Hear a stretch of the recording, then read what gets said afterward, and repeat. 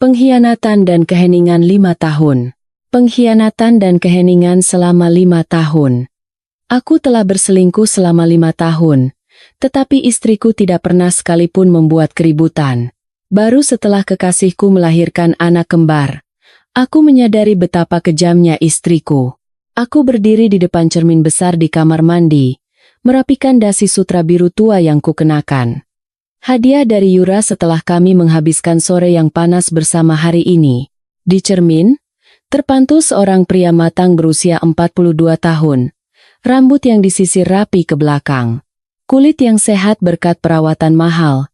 Siapapun yang melihatku akan berkata aku adalah pria sukses.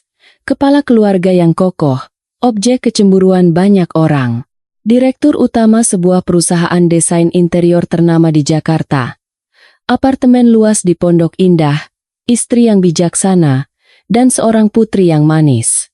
Cangkang itu begitu sempurna sehingga terkadang aku sendiri pun percaya itu adalah kebenaran. Saat aku melangkah keluar dari kamar mandi, aroma masakan yang familiar menusuk hidungku. Aroma sayur lodeh, ikan bakar, aroma masakan rumahan yang disiapkan Dewi dengan sepenuh hati setiap hari, yang kini terasa kuno bagiku. Dewi 2 tahun lebih muda dariku, tetapi penampilannya tampak 10 tahun lebih tua. Rambut yang diikat seadanya, daster yang sudah melar, dan kedua tangan yang selalu berbau bawang dan terasi. Sudah selesai mandinya? Ayo, duduklah di meja makan. Semuanya baru matang, harus dimakan selagi hangat, kata Dewi sambil menatapku dengan senyum tulus yang menyedihkan. Dia selalu seperti itu. Tak berubah selama bertahun-tahun, tak pernah mengeluh. Seorang istri teladan khas Indonesia yang mengabdikan hidupnya untuk suami dan anak. Dulu, aku menikahi Dewi karena tersentuh oleh kebaikan dan kesabarannya. Tetapi sekarang, di puncak kesuksesanku, sikap penurutnya itu menjadi duri dalam daging bagiku. Terasa hambar dan membosankan, seperti sayur tanpa garam. Aku duduk di meja makan dan meraih sendok garpu dengan acuh tak acuh. Putriku, Alia, sedang makan sambil menunduk menatap ponselnya. Ayah, tumben pulang cepat. Biasanya jam 9 atau 10 malam baru sampai. Tanya putriku tanpa mengalihkan pandangan dari layar. Iya, pekerjaan selesai lebih awal. Cepat habiskan makananmu, jawabku sekenanya. Pikiranku masih melayang pada aroma parfum Chanel Yura yang sensual. Melihat meja makan yang penuh dengan lauk pauk kesukaanku justru membuatku mual. Selama 5 tahun, aku menjalani 2 kehidupan. Di siang hari, aku adalah direktur yang berwibawa, sekaligus kekasih panas bagi Yura, sekretarisku yang muda, cantik, dan terpaut usia 12 tahun dariku. Bersama Yura, aku merasa muda kembali, diperlakukan seperti raja, dan merasa dicintai. Yura tahu cara merawat diri, berbicara dengan manis, dan tahu cara membuatku menggila di ranjang. Tetapi saat pulang, aku harus kembali memainkan peran sebagai suami teladan. Memakan masakan rumah yang hambar, mendengarkan celoteh Dewi tentang harga kebutuhan pokok di supermarket atau kabar kerabat di kampung. Mas, coba makan ikannya. Tadi aku beli ikan gurame segar di pasar. Aku bakar persis seperti yang kamu suka, kata Dewi sambil meletakkan sepotong besar daging ikan di atas nasiku, menatapku dengan mata penuh harap. Aku memasukkannya ke mulut dengan terpaksa. Enak, kataku.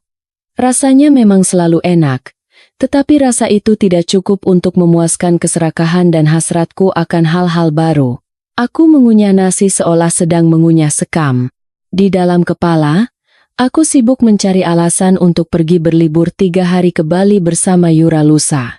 Alasan perjalanan dinas adalah menu andalan yang tidak pernah dicurigai Dewi. Dewi mempercayaiku sepenuhnya. Dia percaya pada masa lalu kami yang penuh perjuangan. Saat kami berbagi sebungkus mie instan di kamar kos sempit sambil membangun perusahaan. Dia percaya aku adalah pria yang setia. Kepercayaan butanya itulah yang membuatku semakin angkuh. Aku berpikir, wanita pada akhirnya adalah makhluk yang akan diam seperti kucing di sudut dapur asalkan diberi rumah untuk tinggal dan cukup uang belanja. Dewi tidak pernah tahu bahwa uang bulanan yang kuberikan hanyalah puncak gunung es. Sebagian besar keuntungan perusahaan dan komisi proyek yang menggiurkan kuhabiskan untuk membelikan Yura barang-barang mewah, apartemen di SCBD, dan mobil impor atas namanya. Pekerjaan lagi berat, ya, Mas? Sepertinya kamu sering menghela napas, tanya Dewi sambil mengupaskan udang untuk Alia. Biasa saja. Kondisi pasar sedang tidak bagus, banyak yang harus dipikirkan. Kamu urus saja rumah dan anak baik-baik. Kamu tidak akan mengerti urusan kantor meskipun aku jelaskan. Potongku dengan nada sedikit jengkel. Dewi menunduk diam ke piring nasinya. Aku melihat kilasan kekecewaan di matanya, tetapi aku pura-pura tidak tahu. Aku sudah terlalu terbiasa dengan kesabarannya. Kesabarannya adalah perisai yang menutupi pengkhianatanku. Aku terus berkata pada diriku sendiri, setidaknya aku tidak menelantarkan anak istri. Kebutuhan mereka tercukupi. Tugasku sudah kulakukan. Wajar saja jika pria berselingkuh di luar. Yang penting, di rumah aku tetap menjalankan peranku sebagai kepala keluarga, bukan? Malam itu, berbaring di samping Dewi dan mendengarkan napasnya yang teratur, aku tidak bisa tidur. Layar ponsel yang kusembunyikan di bawah bantal terus berkedip dengan pesan dari Yura. Kangen. Sayang. Bayi kita juga kangen ayah. Aku terkejut. Bayi? Apa maksud Yura? Jangan-jangan, aku akan menjadi seorang ayah? Dengan hati-hati, aku bangkit dan membawa ponsel ke kamar mandi. Apa maksudmu? Bayi apa? Kamu benar-benar tidak tahu. Atau pura-pura tidak tahu. Aku hamil. Tadi pagi aku ke dokter, katanya kembar. Kemungkinan besar laki-laki. Jantungku berdebar kencang. 2 anak laki-laki. Aku sudah punya Alia. Tetapi sebagai pria yang dibesarkan dengan nilai-nilai tradisional Jawa, aku sangat mendambakan anak laki-laki sebagai penerus garis keturunan. Orang tuaku di kampung juga selalu memberikan tekanan secara halus. Dewi, setelah melahirkan Alia, divonis sulit untuk hamil lagi karena kondisi rahimnya yang lemah. Itu juga menjadi salah satu alasanku untuk membenarkan perselingkuhanku. Aku menatap cermin.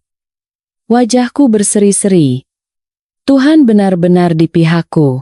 Uang, kedudukan, wanita cantik, dan sekarang, anak laki-laki penerus nama keluarga. Semua ada dalam genggamanku. Aku membalas pesan Yura. Aku akan ke sana besok pagi-pagi. Aku mencintaimu. Keluarga baruku. Kembali ke tempat tidur. Aku memandangi Dewi yang tertidur lelap. Wajahnya tanpa riasan, dengan kerutan halus di sekitar matanya. Tiba-tiba, aku merasa dia adalah sosok yang benar-benar tidak diperlukan dalam gambaran masa depanku yang gemilang. Seorang istri tua dan kusam yang tidak bisa memberiku anak laki-laki dan tidak membantu dalam pergaulan bisnis. Sudah saatnya untuk menggantinya. Baju yang penuh kenangan sekalipun, jika sudah usang, tidak bisa dipakai ke pesta mewah. Sebuah rencana mulai terbentuk di kepalaku. Rencana untuk mencampakkan istri yang telah menemaniku dari nol ini dan membawa Yura serta kedua putraku ke rumah dengan bangga. Rencana yang harus dieksekusi dengan mulus agar tidak menjadi gunjingan orang dan agar Dewi pergi dengan tenang tanpa membuat keributan. Keesokan paginya, aku berangkat ke kantor lebih awal. Bukan untuk bekerja, tetapi untuk bertemu Yura dan sarapan bersamanya.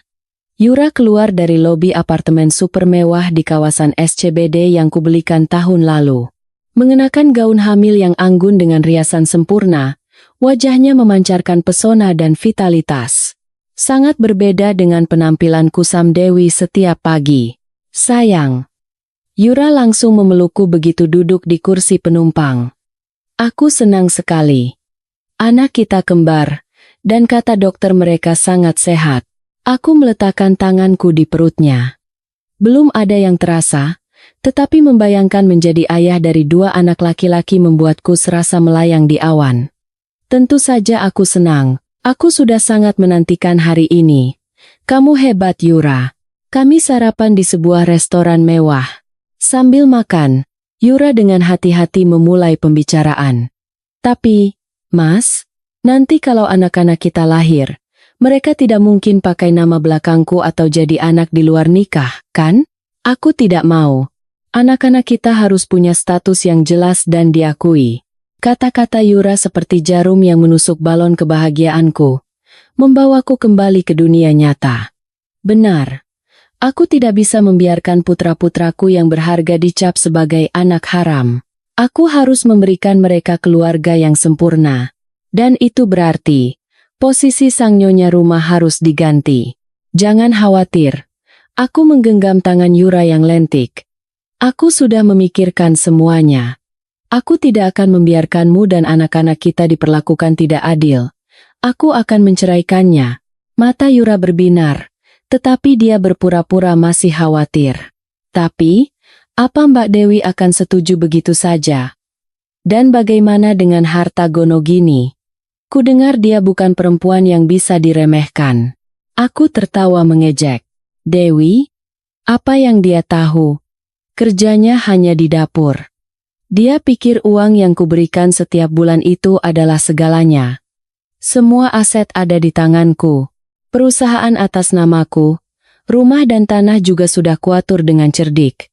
Saat cerai nanti, aku hanya akan memberinya apartemen yang kami tinggali sekarang dan sedikit uang tabungan. Dia itu terlalu polos. Pasti akan menuruti apa kataku. Aku teringat saat-saat aku meminta Dewi menandatangani dokumen. Aku selalu memilih waktu ketika dia sibuk dengan urusan rumah tangga atau saat Alia sedang sakit dan rewel. Aku menyelipkan surat-surat pengalihan properti atau surat kuasa di antara tumpukan tagihan listrik atau polis asuransi. Sayang, tolong tanda tangan di sini cepat. Aku buru-buru mau bertemu klien. Dan Dewi, dengan kepercayaan penuh, akan menandatanganinya tanpa membaca satu baris pun. Tulisan tangannya yang tergesa-gesa dan sedikit ceroboh.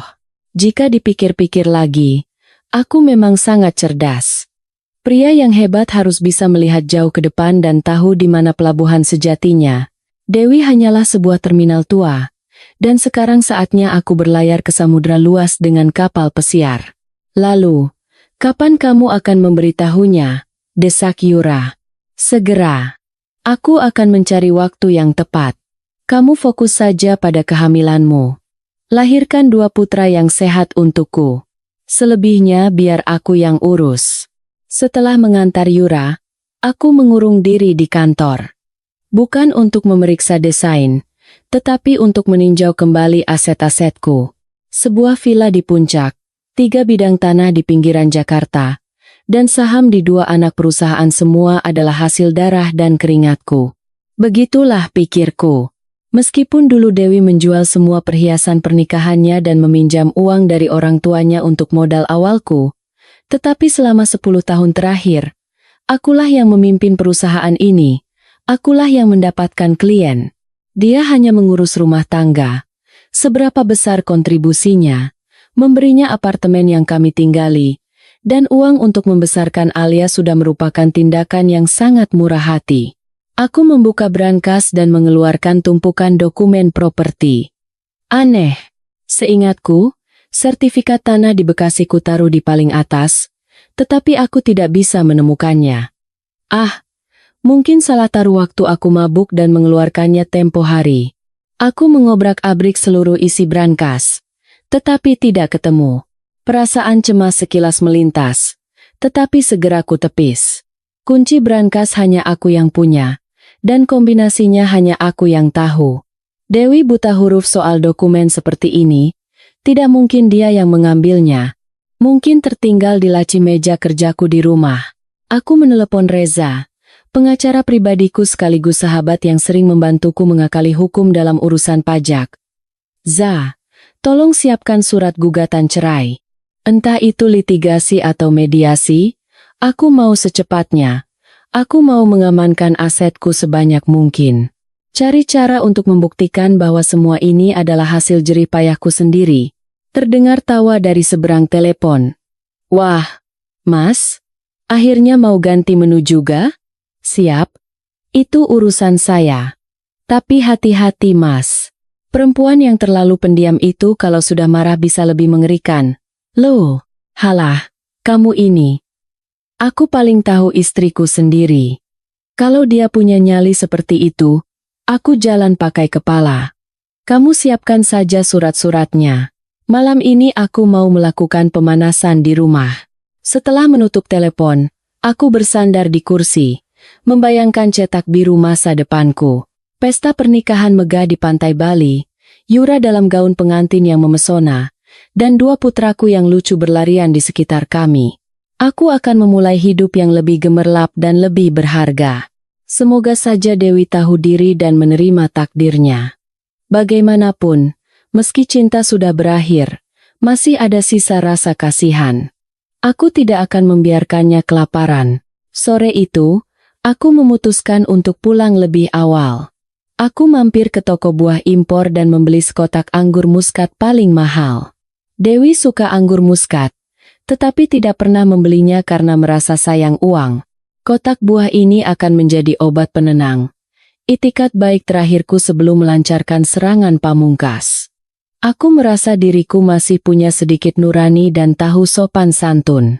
Dengan sekotak anggur di tangan, aku melangkah masuk ke rumah dengan sikap seorang dermawan, sikap seorang pria yang akan menata ulang tatanan dunianya.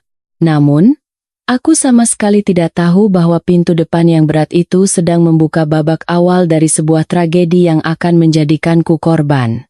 Suasana di dalam rumah terasa anehnya sunyi. Alia masih di tempat les. Di dapur, Dewi berdiri memunggungiku.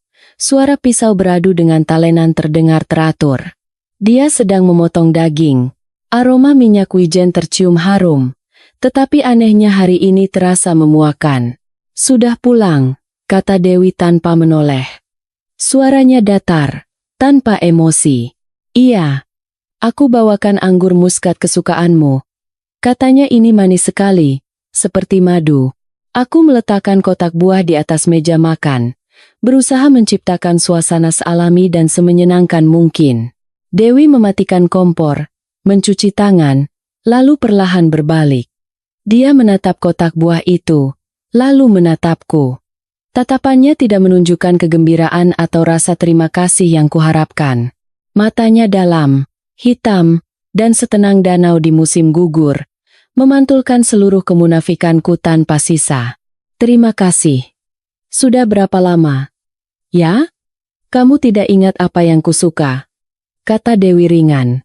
Alih-alih langsung mengambil buah itu, dia menarik kursi dan duduk di seberangku. Duduklah. Aku juga ada yang ingin kubicarakan. Aku tersentak. Dewi yang biasanya akan langsung berceloteh menanyakan hariku dan bergegas mencuci buah. Sikap macam apa ini? Apa dia mendengar gosip? Tidak mungkin. Aku dan Yura sangat berhati-hati, dan semua temanku melindungiku. Aku menarik kursi dan duduk.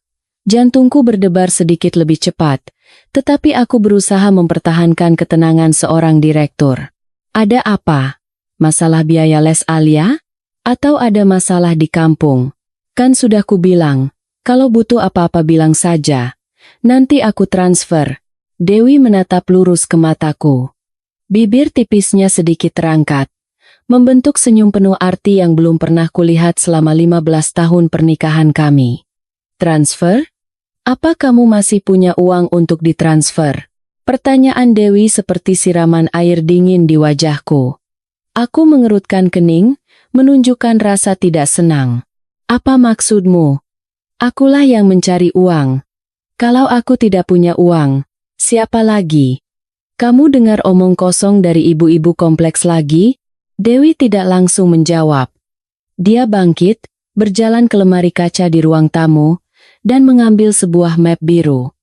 Dia meletakkannya di atas meja, di samping kotak anggur muskat yang merah dan ranum. Sebelum kita bicara tentang urusanmu, lihat ini dulu. Aku menatap map itu. Firasat buruk menyelimutiku. Tanganku sedikit gemetar saat membuka halaman pertama. Yang kulihat adalah rekening koran perusahaan. Saldonya jelas-jelas nol. Berikutnya, akta pengalihan saham perusahaan. Nama penerima, Dewi Sartika dan Bimo Prakoso adik laki-laki Dewi. Tanggal penandatanganan, 3 tahun yang lalu. Pandanganku menjadi gelap saat aku terus membalik halaman. Sertifikat hak milik. SHM. Apartemen yang kami tinggali. SHM. 3 bidang tanah di pinggiran Jakarta. Akta jual beli. AJB apartemen yang ditinggali Yura di SCBD. Semuanya.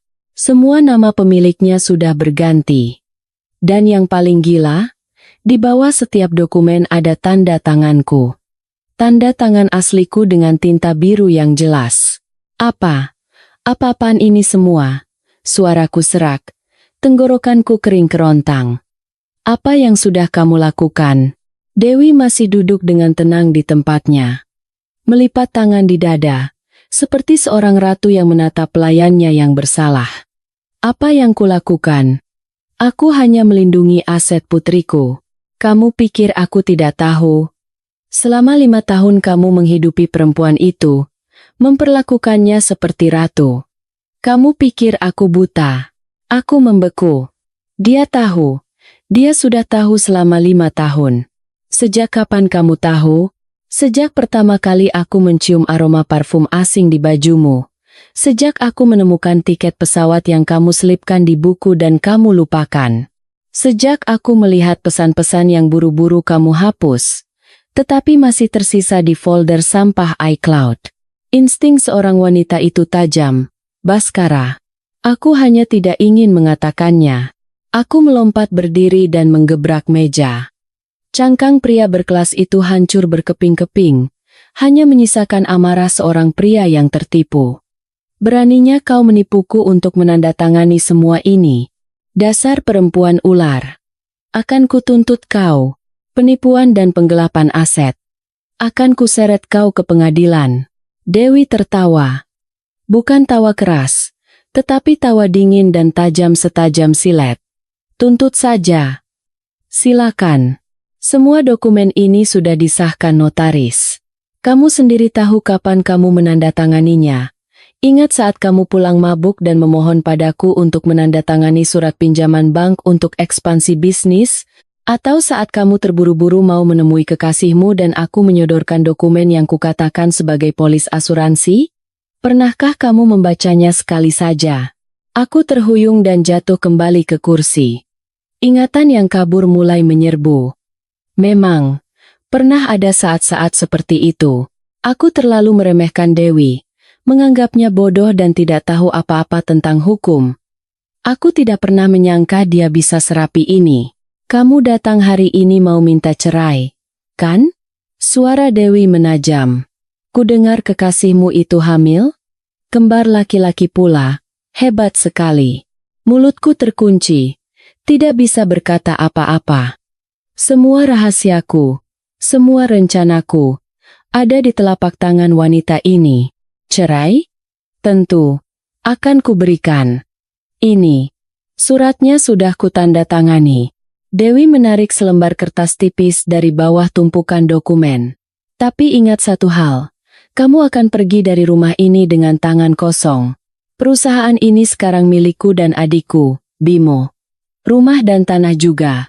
Kamu sekarang hanyalah direktur boneka yang menerima gaji. Oh, maaf. Tadi pagi Rups sudah memutuskan untuk memecatmu.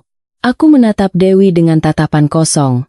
Kemana perginya istriku yang penurut dan sabar? Di hadapanku kini berdiri seorang wanita asing yang tajam dan sedingin es. Bagaimana kau bisa sekejam ini? Aku ini suamimu, ayah dari anak kita. Kenapa kau menghalangi jalanku seperti ini? Aku mencoba memohon sisa belas kasihan.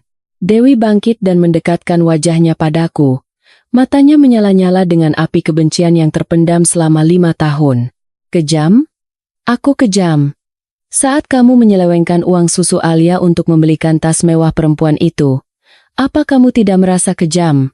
Saat Alia demam tinggi sampai kejang dan aku meneleponmu seperti orang gila, sementara kamu bersenang-senang di resort, apa kamu tidak merasa kejam? Kamu mengkhianatiku. Kamu menginjak-injak masa muda dan pengorbananku. Aku hanya mengambil kembali apa yang seharusnya menjadi milikku dan putriku. Sekarang pergilah pada cinta sejatimu itu. Kita lihat saja apakah dia masih akan mencintaimu setengah mati saat tahu kamu sudah jadi gembel.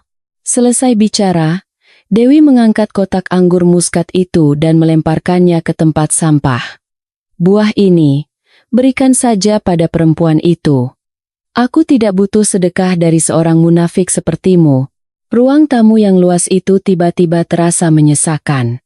Aku terduduk lemas di sofa. Keringat dingin mengalir di punggungku. Pikiranku dipenuhi ribuan pertanyaan. Bagaimana Dewi bisa melakukan ini? Bagaimana seorang wanita yang selama ini hanya berkutat di dapur bisa merencanakan kudeta yang begitu rapi dan tanpa celah selama 3 tahun?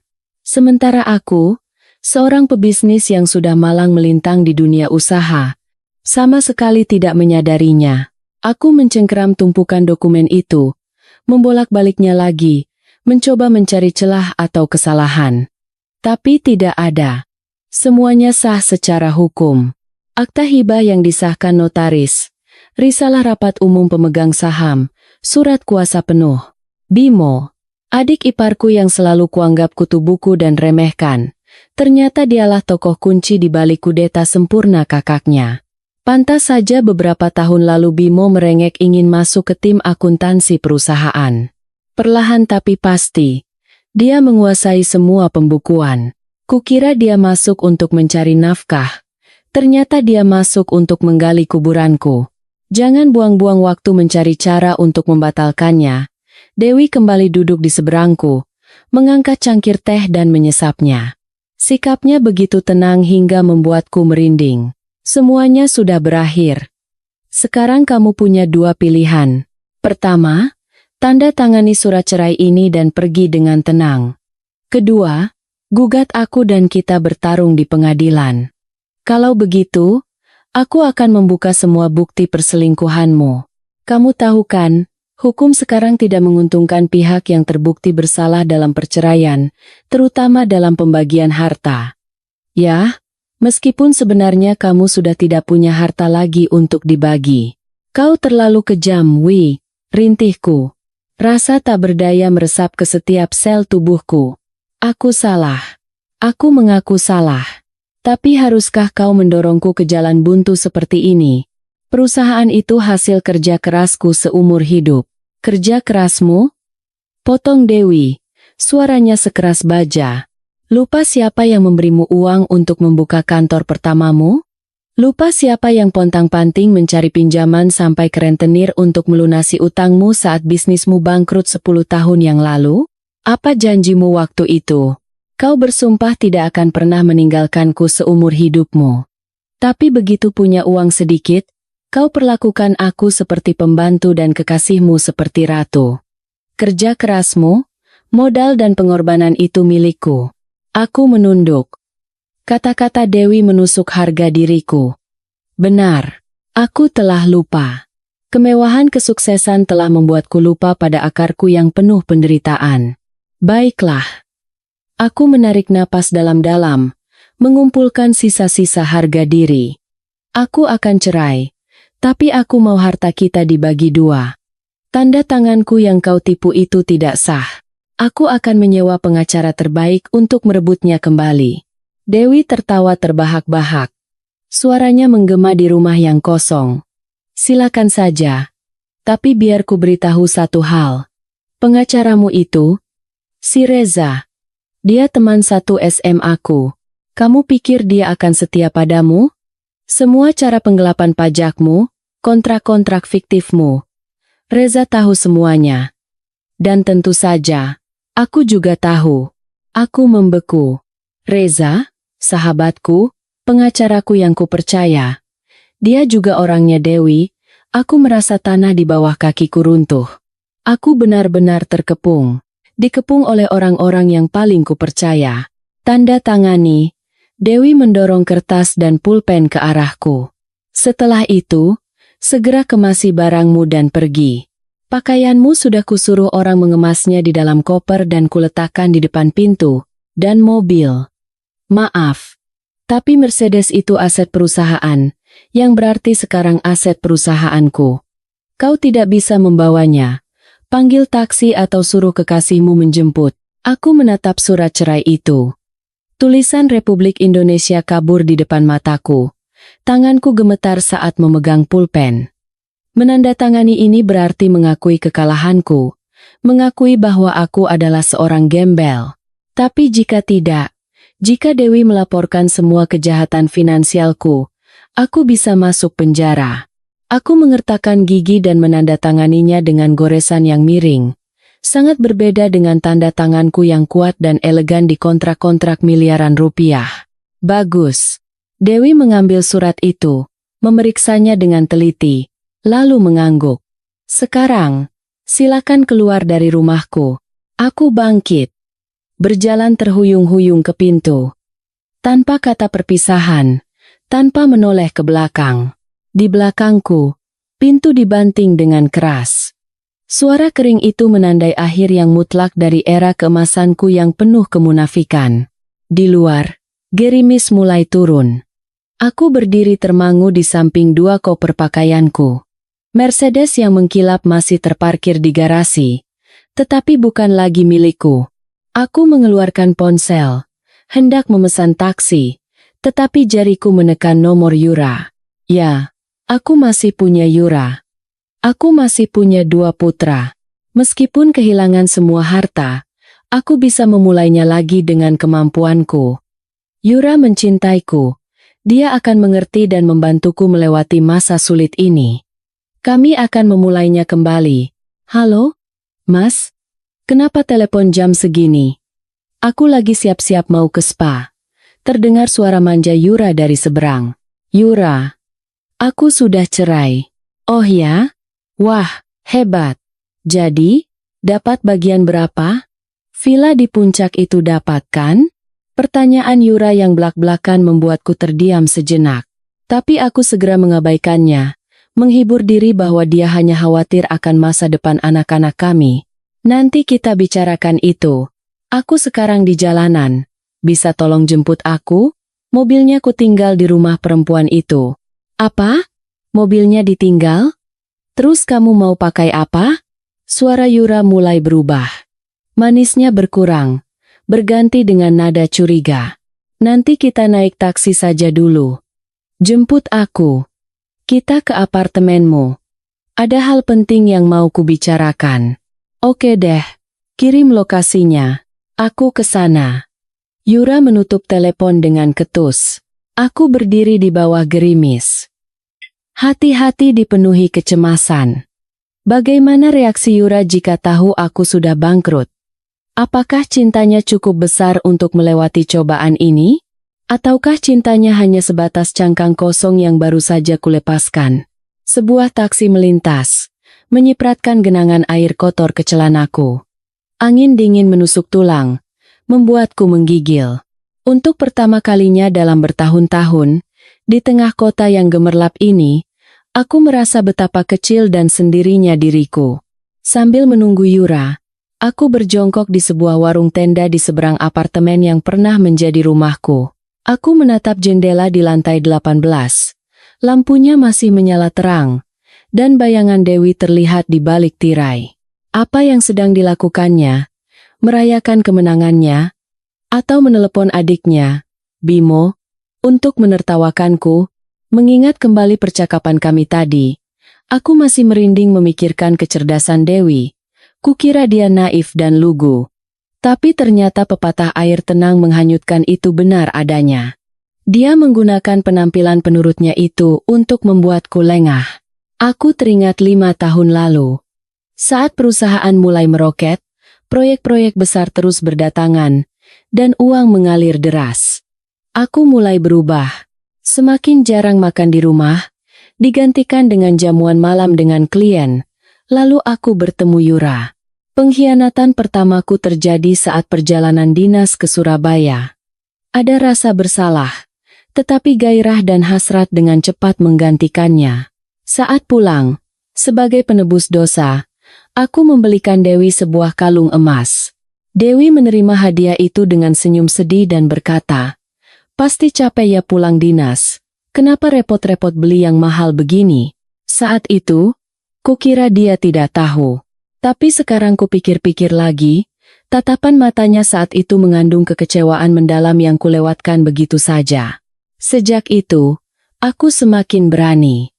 Sengaja pulang larut, memasang kata sandi di ponsel, dan bersembunyi di kamar mandi untuk menelepon. Dewi tidak pernah menanyakan kata sandinya atau memeriksa ponselku. Kukira itu adalah bentuk rasa hormat dan kepercayaan. Ternyata, itu adalah penghinaan. Dia tidak perlu memeriksa karena dia sudah tahu segalanya. Dewi menanggung semuanya dalam diam. Menelan air mata demi menjaga keutuhan keluarga untuk putrinya, dan menunggu saat yang tepat untuk membalas dendam. Dia memberiku pelajaran yang tak akan pernah kulupakan. Jangan pernah meremehkan kesabaran seorang wanita.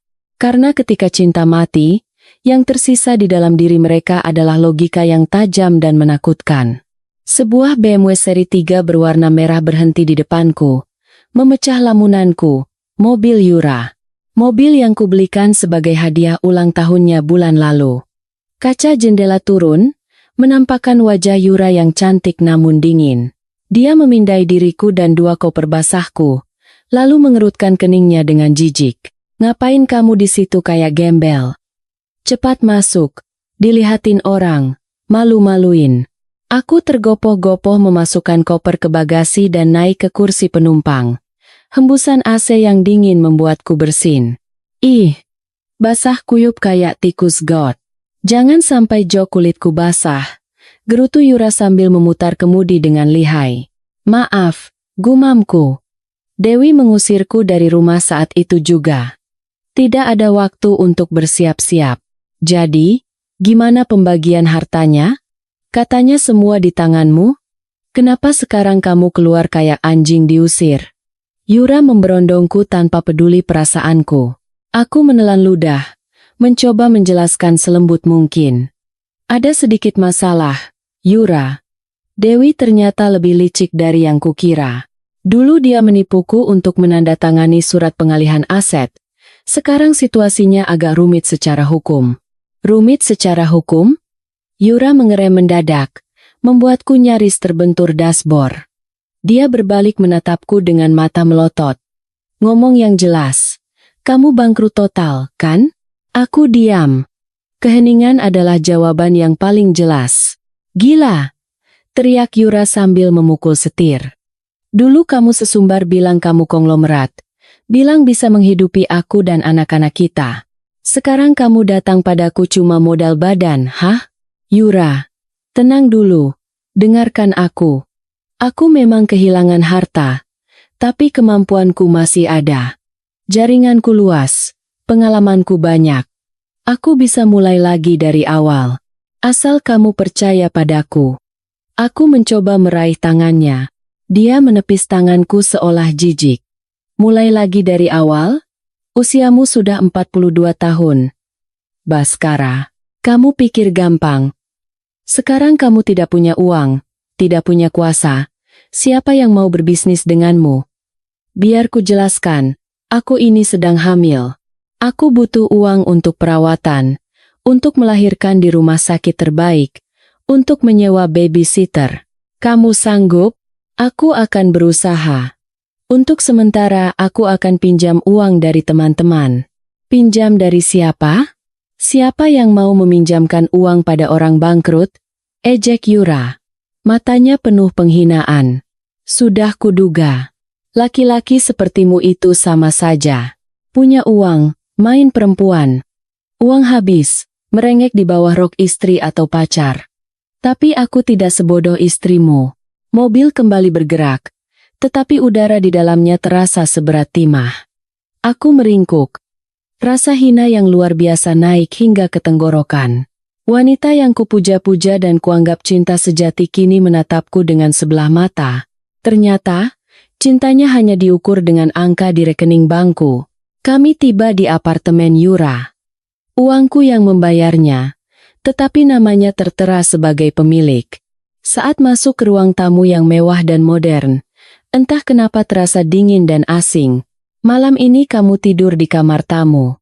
Besok kita bicara lagi, kata Yura sambil melemparkan selimut tipis ke arahku, lalu masuk ke kamar utama dan membanting pintu.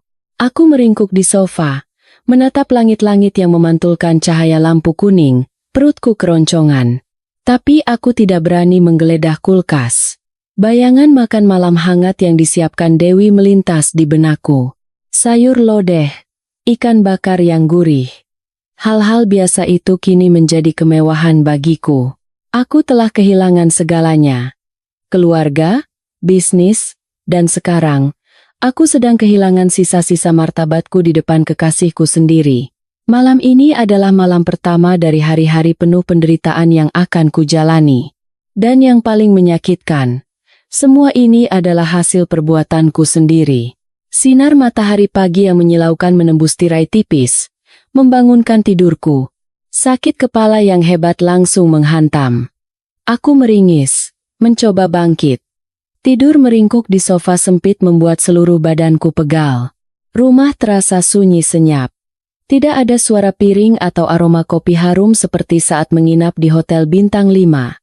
Hanya keheningan yang mencekam. Kulihat jam dinding. Sudah pukul 9. Jauh lebih siang dari jam masuk kantorku biasanya. Aku bergegas bangkit. Merapikan pakaian kusut yang kukenakan kemarin. Aku harus ke kantor.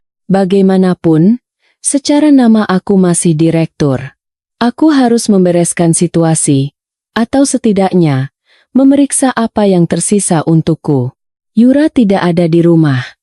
Di atas meja makan, ada secari kertas dengan tulisan tangan yang miring. Aku ke dokter untuk kontrol. Sarapan cari sendiri. Jangan sentuh barang-barangku. Membaca tulisan dingin itu, dadaku sesak. Baru kemarin dia memanggilku Mas dan sayang dengan mesra. Begitu tahu aku jatuh, sikapnya berubah drastis. Kuremas kertas itu dan kulemparkan ke tempat sampah. Dengan perut kosong, aku meninggalkan apartemen. Tiba di depan kantor, aku refleks hendak mengarahkan mobil ke tempat parkir sebelum sadar aku datang dengan taksi. Aku turun, merapikan dasi, dan mencoba mengembalikan wibawa seperti biasa saat melangkah ke lobi. Tapi rintangan sudah menghadang di pos keamanan. Pas Satpam yang biasanya kuberikan rokok mahal kini menatapku dengan canggung. Dia tidak membuka palang pintu, melainkan menghalangiku. Pak Baskara. Bapak Baskara Wijoyo. Pak Satpam itu tergagap. Mohon maaf, Pak. Ada instruksi dari manajemen baru. Bapak tidak diizinkan masuk ke area kantor tanpa janji temu. Manajemen baru. Omong kosong apa ini? Akulah direktur di sini, teriakku, wajahku memerah. Cepat buka pintunya. Mohon jangan persulit saya, Pak. Tadi pagi ada pengumuman di papan mading. Bapak sudah diberhentikan dari jabatan direktur utama per hari ini. Penggantinya adalah Ibu Dewi Sartika. Bapak bukan lagi bagian dari perusahaan. Aku membeku di tempat. Diberhentikan. Secepat ini. Dewi telah mempersiapkan segalanya dengan matang. Tidak memberiku celah sedikit pun untuk melawan. Aku mau bertemu Dewi Sartika. Panggil dia ke sini sekarang. Teriakku, tidak peduli pada tatapan penasaran para karyawan yang lalu lalang. Saat itu, sebuah sedan mewah berhenti di depan lobi. Pintu mobil terbuka, dan Bimo turun dengan setelan jas yang rapi. Jauh berbeda dari penampilan adik iparku yang biasanya kuanggap kampungan dan lugu.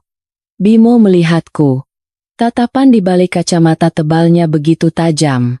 Mas. Pak Baskara Wijoyo. Ada perlu apa Anda di sini? Mau membuat keributan di tempat umum? Tanya Bimo dengan nada menyindir. Bimo. Kau. Dasar tidak tahu diuntung, teriakku. Aku yang memberimu pekerjaan. Mengajarimu segalanya. Sekarang kau berkomplot dengan kakakmu untuk menjebakku. Aku hendak maju untuk mencengkeram-keram bajunya. Tapi dua petugas keamanan bertubuh besar menahanku. Bimo tertawa mengejek. Menepis debu tak terlihat dari bahunya. Mengajariku? Anda mengajariku cara memanipulasi pembukuan untuk menghindari pajak? Atau cara menyelewengkan dana proyek untuk menghidupi simpanan Anda? Saya memang belajar banyak dari Anda, Mas. Tapi pelajaran terbesar yang Anda berikan adalah jangan pernah mempercayai manusia munafik seperti Anda. Bimo memberi isyarat agar petugas keamanan melepaskanku.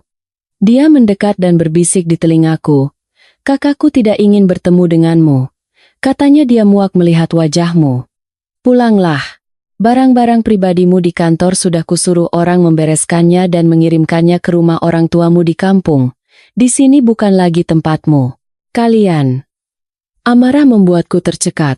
Aku mengepalkan tangan, tapi tidak bisa memukul. Aku tahu posisiku lemah. Memukul orang sekarang hanya akan menambah masalah hukum. Oh, dan satu lagi, kata Bimo dengan suara keras agar semua orang bisa mendengar. Semua personel kunci perusahaan sudah mengundurkan diri dan pindah ke perusahaan baru yang didirikan kakak saya. Perusahaan ini sekarang hanyalah cangkang kosong dengan tumpukan utang yang Anda tinggalkan.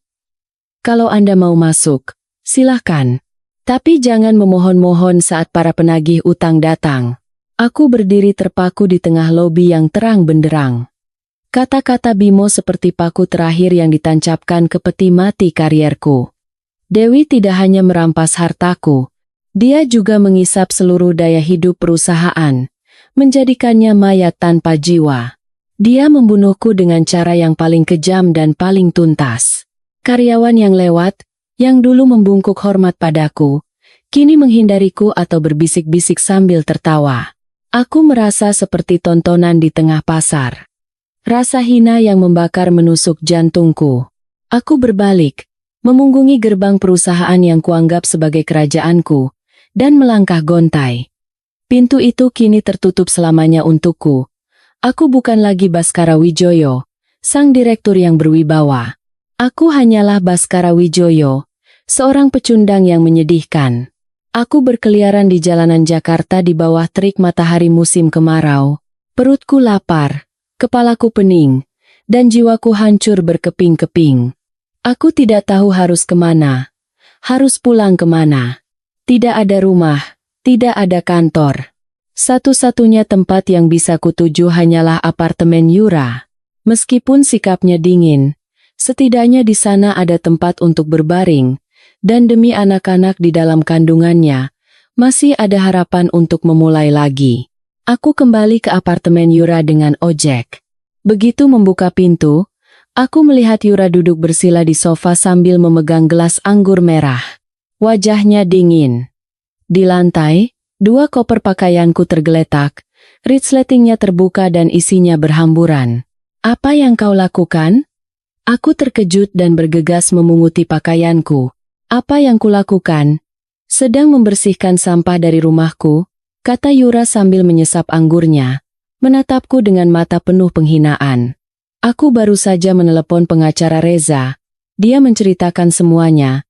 Ternyata kau bukan hanya kehilangan harta, tapi juga punya banyak utang pajak dan utang bank atas nama perusahaan. Kau mau menyeretku dan anak-anakku ke lumpur bersamamu, ha?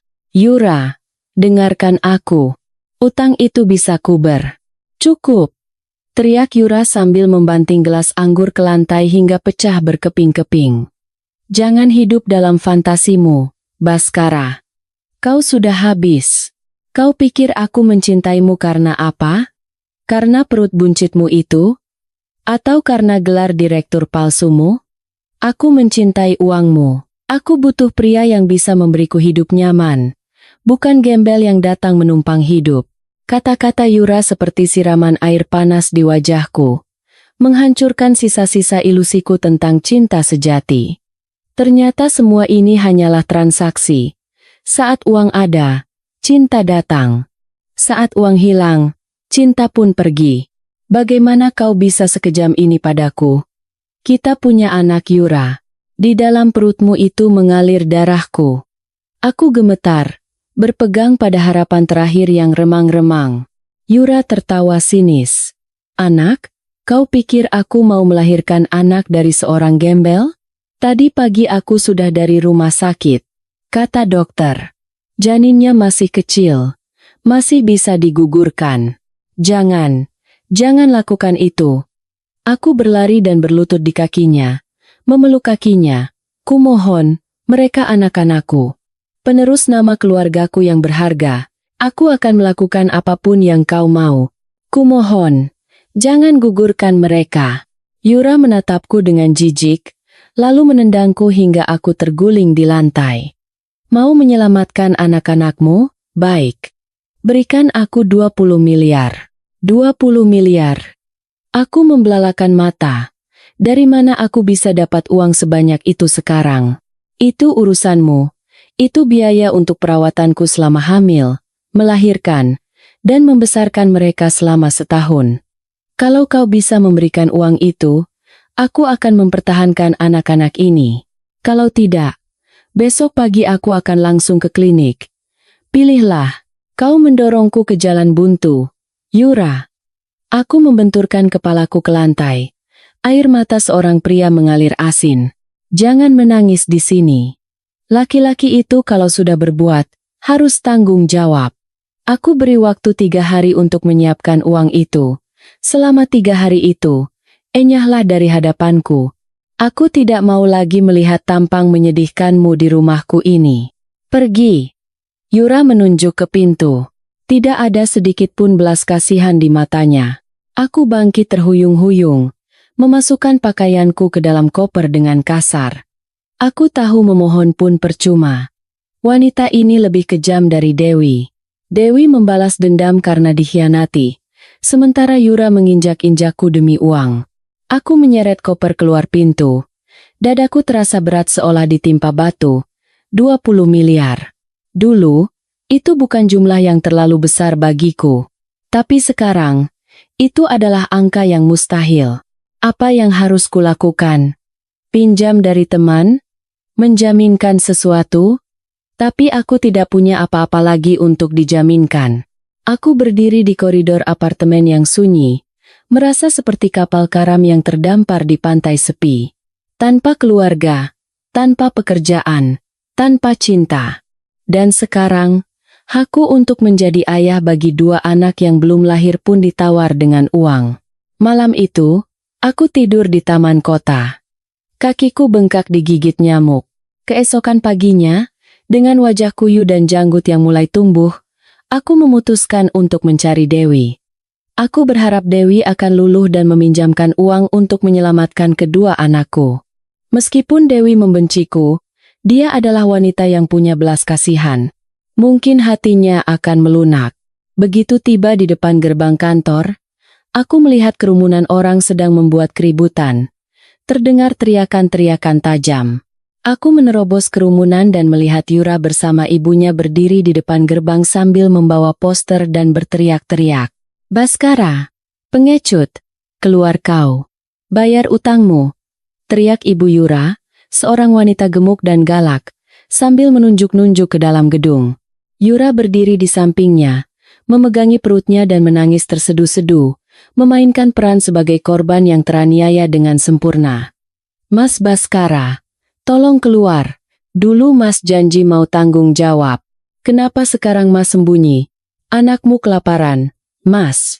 Aku membeku di tempat. Untuk apa Yura melakukan ini? Ingin mempermalukanku di depan seluruh dunia? Kerumunan orang penasaran mengerumuni mereka, merekam video dan mengambil foto. Karyawan-karyawan kantor mengintip dari dalam sambil berbisik-bisik. Aku menunduk dan mencoba menyelinap pergi. Tetapi Ibu Yura melihatku.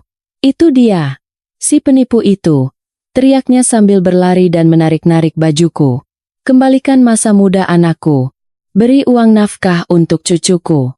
Yura ikut berlari dan memukul-mukul dadaku sambil menangis. Kamu jahat, kamu menipuku. Kamu bilang kamu kaya raya, akan membahagiakanku. Sekarang kamu bangkrut dan mau menelantarkan kami. Jangan di sini. Jangan begini. Aku meronta, tapi tenaga 2 wanita yang kalap itu terlalu kuat. Bajuku robek, wajahku tercakar.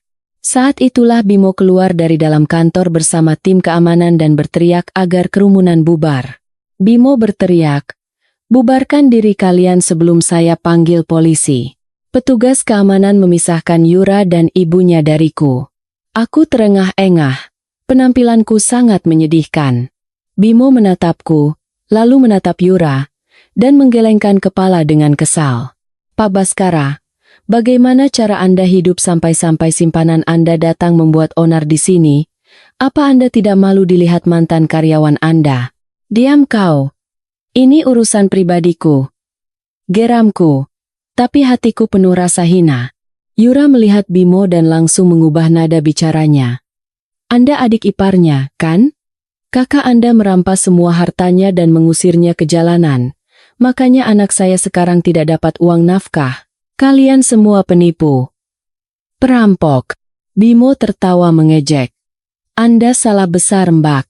Kakak saya hanya mengambil kembali apa yang menjadi haknya. Anda sendiri yang sukarela mendekati pria ini karena uangnya. Sekarang pria ini tidak punya uang, yaitu risiko yang harus Anda tanggung. Jangan membuat keributan di sini sebelum saya panggil polisi dan Anda masuk penjara. Beraninya kau Ibu Yura hendak maju memukul Bimo tapi ditahan petugas keamanan. Kekacauan dan makian memenuhi jalanan. Aku berdiri di tengah badai, merasa telanjang di depan umum. Kehormatan, harga diri, semuanya lenyap seperti asap. Aku ingin tanah terbelah dan menelanku saat itu juga. Di saat paling kacau itu, sebuah taksi tua berhenti di pinggir jalan. Pintu terbuka, dan kedua orang tuaku turun sambil membawa tentengan buah-buahan dari kampung. Mereka mungkin datang untuk menengokku dan cucu mereka. Tidak pernah menyangka akan menyaksikan pemandangan mengerikan ini. Baskara, ada apa ini? Ibu berlari menghampiriku, melihat pakaianku yang robek, matanya berkaca-kaca. Melihat orang tuaku, rasa maluku mencapai puncaknya. Ibu, Bapak, kenapa datang jam segini? Ayah, seorang pria pendiam dan keras yang seumur hidupnya menjadi petani, menatapku tajam. Beliau melihat Yura yang menangis sambil memegangi perut, melihat papan nama perusahaan, lalu kembali menatapku. Tatapannya berubah dari kaget menjadi sangat marah. Anak durhaka, apa yang kau perbuat ini? Ayah menunjukku dengan tangan gemetar. Punya anak istri baik-baik di rumah. Kau malah main perempuan di luar sampai orang datang mempermalukanmu begini. Bapak. Aku menunduk. Tidak berani menatap mata ayah. Kalian orang tuanya, ya? Ibu Yura menyela. Tolong ajar lagi anak kalian ini. Sudah menghamili anak saya. Sekarang tidak mau tanggung jawab. Kalian memang tidak becus mendidik anak. Tutup mulutmu. Bentak ayah dengan suara menggelegar. Ibu Yura terkesiap dan diam. Ayah berbalik ke arahku, mengangkat tangannya, dan menamparku dengan keras. Suara kering itu menggema di tengah kerumunan yang sunyi. Pipiku panas dan bibirku berdarah. Tetapi rasa sakit fisik tidak ada apa-apanya dibandingkan rasa sakit di hati. Aku tidak punya anak sepertimu, kata ayah. Suaranya bergetar karena marah. Kusekolahkan kau tinggi-tinggi agar jadi orang yang benar. Tapi kau malah jadi begini. Meninggalkan anak istri demi nafsu. Beginikah jadinya? Puas kau? Bapak, saya salah. Aku berlutut dan memeluk kaki ayah. Jangan panggil aku Bapak. Aku malu punya anak sepertimu di depan tetangga dan leluhur. Ayah menepis tanganku dan memalingkan wajah untuk menyembunyikan air mata yang mengalir di pipi keriputnya. Ibu menangis di sampingnya, tetapi tidak berani membelaku. Ibu tahu dosaku terlalu besar untuk dimaafkan. Bimo mendekat dan membungkuk hormat pada orang tuaku. Bapak, Ibu, silakan masuk dulu untuk beristirahat. Kita selesaikan baik-baik. Ayah menatap Bimo dan menghela napas panjang. Terima kasih nak, maafkan kami. Aku salah mendidik anak hingga menyusahkan Dewi dan keluargamu. Kami sudah tidak punya muka lagi untuk bertemu kalian. Bu, kita pulang saja ke kampung. Ayah menggandeng tangan ibu dan berjalan gontai mencari taksi. Punggung bungkuk mereka di bawah terik matahari merobek-robek jantungku. Aku telah kehilangan segalanya.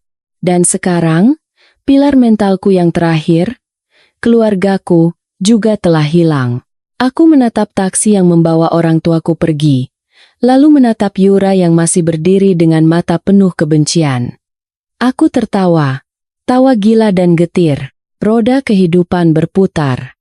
Aku telah menghancurkan kebahagiaanku sendiri dengan tanganku untuk mendapatkan penghinaan ini. Setelah keributan di depan kantor, Yura pergi dengan ancaman akan menuntutku jika tidak memberikan uang. Aku berjalan tanpa tujuan di jalanan yang dulu ku kenal tapi kini terasa asing.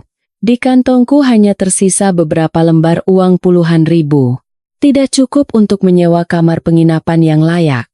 Aku mengeluarkan ponsel, mencari nama di daftar kontak yang bisa ku mintai tolong.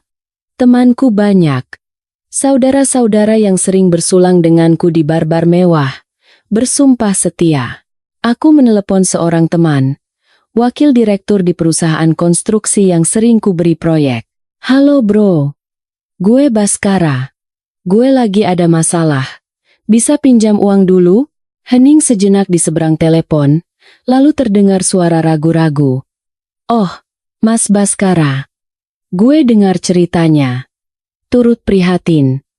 Ya, tapi, aduh, gue juga lagi seret nih. Istri baru melahirkan, rumah masih KPR. Maaf ya, Mas. Oke, ngerti. Enggak apa-apa. Aku menutup telepon. Mulutku terasa pahit. Aku menelepon mitra bisnis lama. Pak, saya Baskara. Mau minta tolong sedikit. Oh, Pak Baskara. Saya lagi rapat. Nanti saya telepon balik. Klik. Aku menelepon 5 atau 6 orang lagi. Tetapi jawabannya hanya penolakan halus atau telepon yang langsung ditutup. Ternyata, persahabatan di meja minum hanyalah omong kosong yang hilang saat mabuk usai dan uang habis. Nilai diriku di mata mereka hanyalah jabatan direktur dan kontrak-kontrak manis yang kubawa. Sekarang aku bangkrut. Aku bukan siapa-siapa. Hari mulai gelap. Perutku keroncongan. Aku mampir ke sebuah warung tenda dan memesan semangkuk soto Betawi. Kuah panas yang mengepul dan aroma gurihnya membuat air liurku menetes. Aku makan dengan lahap seperti orang yang sudah lama tidak makan. Baru kali ini aku merasa soto biasa ini begitu nikmat. Lebih nikmat dari hidangan mewah manapun di restoran mahal. Selesai makan, aku menatap orang-orang yang lalu lalang. Semua bergegas pulang ke rumah yang hangat, di mana keluarga menanti. Hanya aku yang tidak punya tempat pulang. Aku teringat Dewi dan Alia. Mungkin mereka sedang makan malam sekarang, penuh tawa. Aku teringat masakan Dewi. Punggungnya yang sibuk di dapur. Aku pernah memiliki semua hal indah itu, tetapi kubuang dengan tanganku sendiri. Aku membeli sebotol anggur merah lokal yang murah dan pergi ke bangku taman yang sepi. Minuman keras itu membakar tenggorokanku, tapi tidak sepahit rasa sakit di hati. Aku minum untuk melupakan wajah dingin Yura, tamparan ayah, dan kebodohanku sendiri. Dalam keadaan mabuk, aku bermimpi kembali ke masa lalu. Saat baru menikah dengan Dewi, memboncengnya dengan motor butut, Dewi memeluk pinggangku erat, menyandarkan kepalanya di punggungku, dan berbisik, nanti, entah kita kaya atau miskin, kita akan selalu bersama ya Mas. Aku mengangguk dan mengucapkan ribuan janji. Janji-janji yang hilang diterbangkan angin. Aku telah mengingkari sumpah suci itu demi nafsu rendahan. Larut malam, embun turun dan udara menjadi dingin. Aku meringkuk di bangku, menutupi tubuh dengan koran bekas. Pria yang pernah menjadi direktur, kini tidur di jalanan seperti tunawisma. Air mata mengalir, membasahi koran usang. Aku meratapi nasibku, menyesalinya terlambat.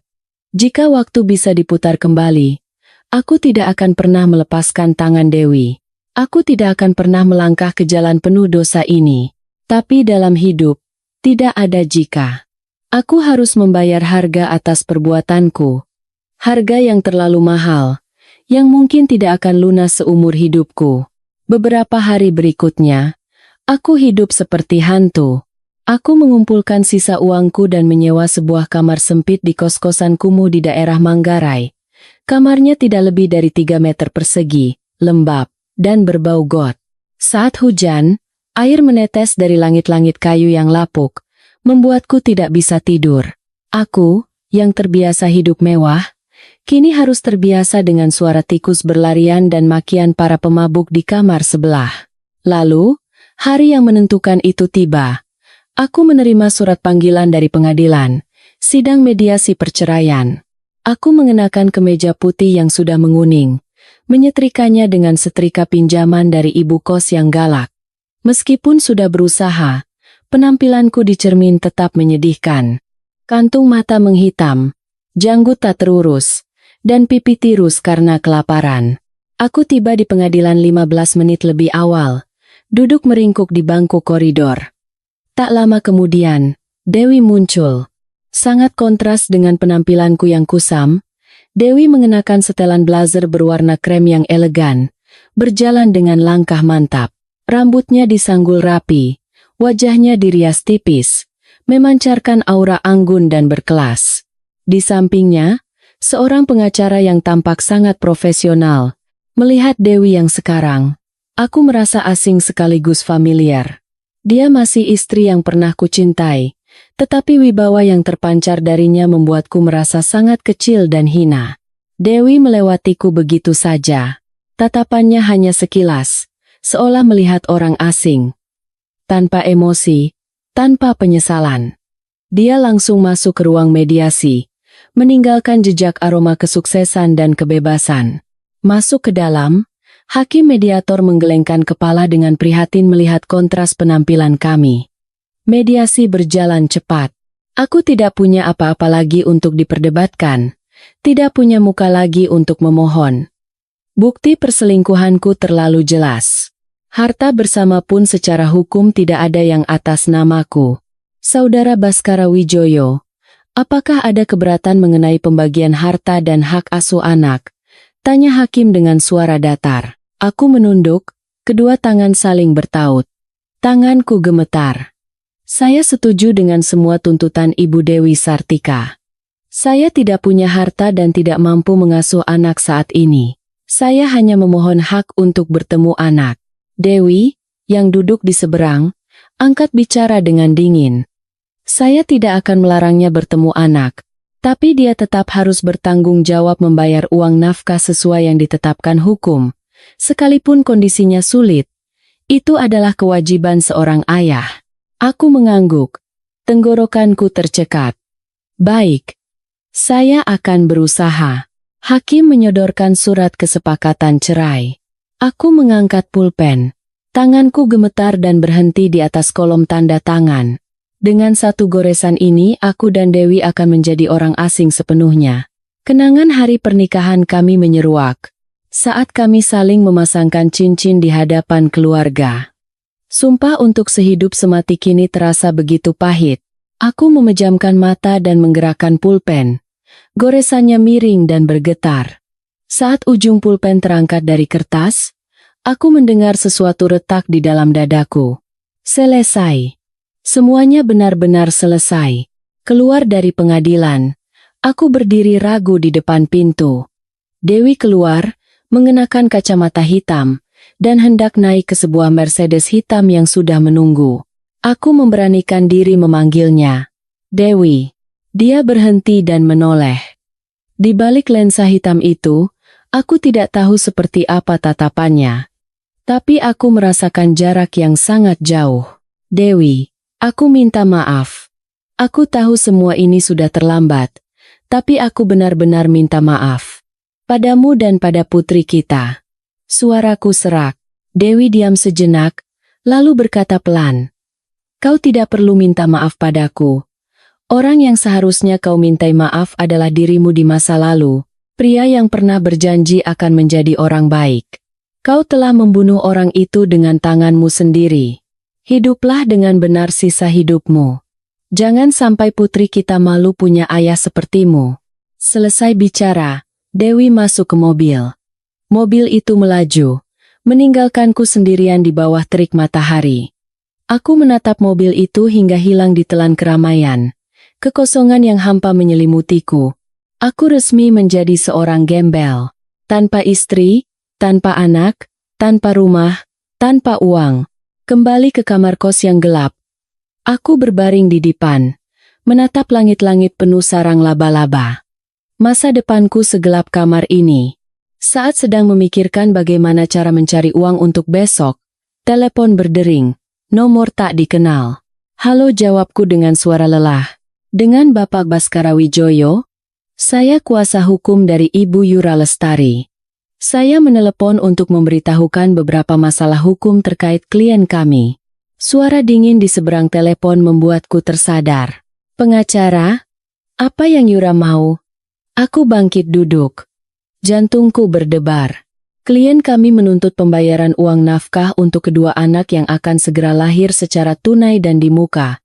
Jumlahnya adalah 20 miliar rupiah. Jika Anda setuju, Ibu Yura akan mencabut gugatannya dan tidak akan mengganggu hidup Anda lagi. Jika menolak, kami akan menempuh jalur hukum. Bersamaan dengan itu, Ibu Yura juga sedang mempertimbangkan untuk menyerahkan anak-anak tersebut ke panti asuhan begitu lahir. 20 miliar. Gila. Sudah kubilang aku bangkrut. Dari mana aku dapat uang sebanyak itu? Teriakku putus asa. Itu masalah Anda, Pak Baskara. Anda adalah ayah dari kedua anak itu dan Anda punya tanggung jawab. Klien kami juga berada dalam situasi sulit. Tanpa dukungan finansial dari Anda, dia tidak bisa membesarkan kedua anak itu sendirian. Saya beri waktu 1 minggu. Jika tidak ada jawaban positif, kita bertemu di pengadilan. Telepon ditutup dengan dingin. Aku menjatuhkan ponsel dari tangan yang lemas. Ponsel itu jatuh ke lantai dan layarnya retak. 20 miliar. Angka itu menari-nari di kepalaku, menertawakan ketidakberdayaanku. Yura benar-benar kejam.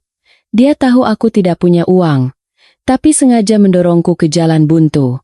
Dia ingin memeras sisa-sisa tenagaku, atau membuatku masuk penjara agar dia bisa lepas tanggung jawab. Aku teringat wajah Yura yang dulu lugu dan manja. Bagaimana bisa seseorang berubah begitu menakutkan? Ataukah memang itu sifat aslinya yang selama ini tidak kulihat karena dibutakan cinta? Dia tidak pernah mencintaiku. Dia hanya mencintai dompetku. Dan saat dompet itu kosong, aku menjadi utang busuk yang harus segera dilunasinya. Aku terduduk di sudut kamar, memeluk lutut. Rasa takut meresap ke setiap sel tubuhku. Jika aku tidak punya uang, apakah Yura benar-benar akan membuang kedua anakku? 2 anak yang tidak berdosa. Anak-anak yang mewarisi darahku. Sebelum lahir pun sudah menjadi objek tawar-menawar ibu mereka sendiri. Aku adalah pria terburuk. Tapi aku tidak bisa melihat anak-anakku dibuang. Aku mengobrak-abrik tumpukan pakaianku, mencari barang berharga yang tersisa. Sebuah jam Rolex palsu yang dulu kubeli untuk pamer, sepasang sepatu kulit buaya dengan merek berbeda, beberapa kemeja bermerek yang warnanya sudah pudar. Semuanya tidak ada artinya di hadapan angka 20 miliar. Aku berpikir untuk meminjam dari rentenir. Tapi siapa yang mau meminjamkan uang pada gembel sepertiku tanpa jaminan? Rentenir pun tidak sebodoh itu. Jalan buntu. Aku benar-benar berada di jalan buntu. Pikiran untuk bunuh diri kembali melintas. Jika aku mati, semua utang, semua penderitaan akan berakhir. Tapi bayangan kedua putraku yang akan segera lahir menahanku. Aku tidak bisa mati sebagai pengecut. Aku harus hidup untuk membayar utangku. Utang pada Dewi, pada anak-anakku, pada orang tuaku, dan pada nuraniku sendiri. Perut yang keroncongan menarikku dari pikiran negatif. Sudah 2 hari aku hanya bertahan dengan roti kering dan air putih. Aku harus makan sesuatu yang hangat untuk mengembalikan tenaga. Aku mengumpulkan koin-koin terakhir di kantongku. Setelah dihitung, hanya ada 20.000 rupiah. Cukup untuk semangkuk soto dan segelas es teh. Aku masuk ke warung soto di ujung gang yang sudah kukenal. Dulu, aku tidak akan pernah menginjakan kaki di tempat kumuh seperti ini. Tapi sekarang, aroma kuah gurih dari panci besar itu membuatku menelan ludah. Aku memesan semangkuk soto. Ibu pemilik warung menatap penampilanku yang lusuh dengan sedikit kasihan, tapi tetap menyajikan porsi yang besar. Aku mengangkat mangkuk soto panas itu dan menyeruput kuahnya. Rasa gurih yang kaya memenuhi mulutku, menghangatkan perutku yang meronta. Saat sedang makan dengan lahap, sebuah suara yang kukenal menyapa. "Loh, ini Pak Baskara, kan?" Aku kaget dan mengangkat kepala. Di depanku berdiri seorang pengusaha muda, pemilik perusahaan pemasok bahan bangunan. Dulu kami sering bekerja sama. Dia berpakaian rapi, menenteng tas kerja bermerek, baru saja turun dari mobil Audi yang mengkilap. Aku buru-buru menunduk, mencoba menghindar, tapi dia sudah menarik kursi dan duduk di seberangku. "Waduh, benar Pak Baskara. Kok bisa jadi begini, Pak?" Katanya sambil memindai penampilanku dari ujung kepala hingga ujung kaki dengan tatapan kaget bercampur kasihan. Aku menelan nasi yang tersangkut di tenggorokan dan tersenyum canggung. "Ah, Pak, namanya juga hidup. Ada naik ada turun. Lagi apes saja." Dia menghela napas dan menggelengkan kepala. "Saya dengar gosipnya, Mas. Perusahaan pilot. Urusan rumah tangga juga rumit. Tapi saya tidak menyangka separah ini. Kemarin saya ketemu Bu Dewi di acara asosiasi pengusaha. Wah, hebat sekali beliau sekarang. Perusahaannya maju pesat. Terpilih jadi pengusaha wanita tahun ini. Nama Dewi disebut. Hatiku seperti ditusuk. Iya, dia memang hebat. Syukurlah kalau begitu. Mas Baskara," katanya, merendahkan suaranya. "Jujur saja. Ya, dulu masalah besar. Istri seperti Bu Dewi itu langka. Jago kerja, jago ngurus rumah, setia sama suami dan anak. Mas itu menendang rezeki sendiri. Tergoda sama sekretaris itu. Sekarang sudah sadar, kan?" Aku malu. Tidak bisa mengangkat kepala. "Aku tahu, Pak. Aku sedang membayar harganya. Harga yang sangat mahal. Aku sekarang gembel. Tidak punya apa-apa." Dia menatapku lama, lalu mengeluarkan beberapa lembar uang 100 ribuan dari dompetnya dan meletakkannya di atas meja. "Saya cuma ada uang tunai segini, Mas. Tolong diterima buat makan atau apa. Anggap saja dari adik yang dulu sering dibantu Mas." Aku menatap lembaran uang berwarna merah itu. Harga diriku sebagai laki-laki bergejolak. Aku ingin menolaknya. Berteriak aku tidak butuh belas kasihan. Tapi perut yang lapar dan kenyataan yang kejam menahan tanganku. Dengan tangan gemetar, aku mengambil uang itu. Mataku terasa panas. "Terima kasih, Pak. Budi baik Bapak tidak akan saya lupakan." Dia menepuk bahuku dan bangkit. "Semangat, Mas. Selama masih hidup, semua bisa diusahakan lagi. Jangan menyerah. Saya permisi dulu, ada rapat penting." Dia pergi dengan mobilnya, meninggalkanku termangu dengan soto yang sudah dingin dan beberapa lembar uang di atas meja. Kehadirannya seperti cermin yang memantulkan kegagalanku yang menyedihkan. Pria yang sama, titik awal yang mirip. Tapi sekarang dia adalah pengusaha sukses yang dihormati, sementara aku hidup dari belas kasihan orang lain. Aku melihat kejalanan yang ramai. Tawa ceria sepasang suami istri yang berangkat kerja. Wajah bahagia seorang ayah yang menjemput anaknya dari sekolah. Pemandangan biasa itu kini terasa begitu mewah bagiku. Aku pernah memiliki segalanya, tapi kuhancurkan dengan tanganku sendiri. Penyesalan yang terlambat mengiris jantungku setiap saat. Dengan uang pemberiannya, aku memutuskan untuk naik bus ke kampung. Aku rindu rumah masa kecilku. Meskipun ayah telah mengusirku, aku berharap di lubuk hatinya yang paling dalam masih ada sedikit rasa sayang untuk anaknya yang tersesat ini. Aku ingin meminta bantuan orang tuaku. Menjual sepetak sawah atau meminjam uang dari kerabat untuk modal awal, dan yang lebih penting, untuk menyelesaikan tuntutan Yura.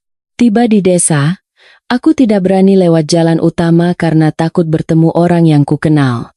Aku menyelinap lewat jalan setapak di pematang sawah. Rumah orang tuaku berdiri dengan damai di bawah pohon rindang. Pintunya tertutup rapat. Mungkin mereka sedang pergi. Aku duduk menunggu di bawah pohon di ujung gang. Siang hari, aku melihat ibu pulang dari pasar. Mengenakan caping tua, menenteng keranjang belanja, berjalan terpincang-pincang karena rematik. Ibu terlihat sangat tua. Rambutnya sudah memutih semua. Aku berlari menghampiri dan memanggilnya pelan. Ibu.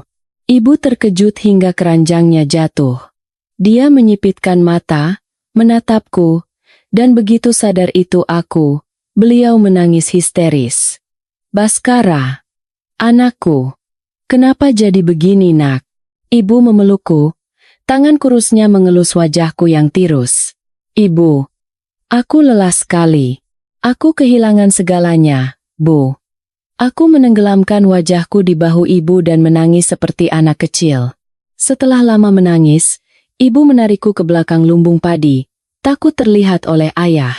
Beliau mengeluarkan sebungkus roti dari keranjangnya dan menyodorkannya padaku. Makanlah, nak. Kamu kurus sekali, hati ibu hancur melihatmu. Sambil makan, aku menceritakan semua masalahku dengan terisak-isak. Tuntutan 20 miliar dari Yura. Kondisiku yang tidak punya tempat tinggal dan pekerjaan. Ibu, tolong bantu saya. Jual saja sawah di belakang rumah, atau pinjamkan uang dari kerabat. Saya janji akan bekerja dan mengembalikannya. Saya harus menyelamatkan anak-anak saya. Bu. Ibu mendengarkan ceritaku dengan wajah penuh penderitaan. Beliau menatapku, matanya dipenuhi cinta dan keputusasaan.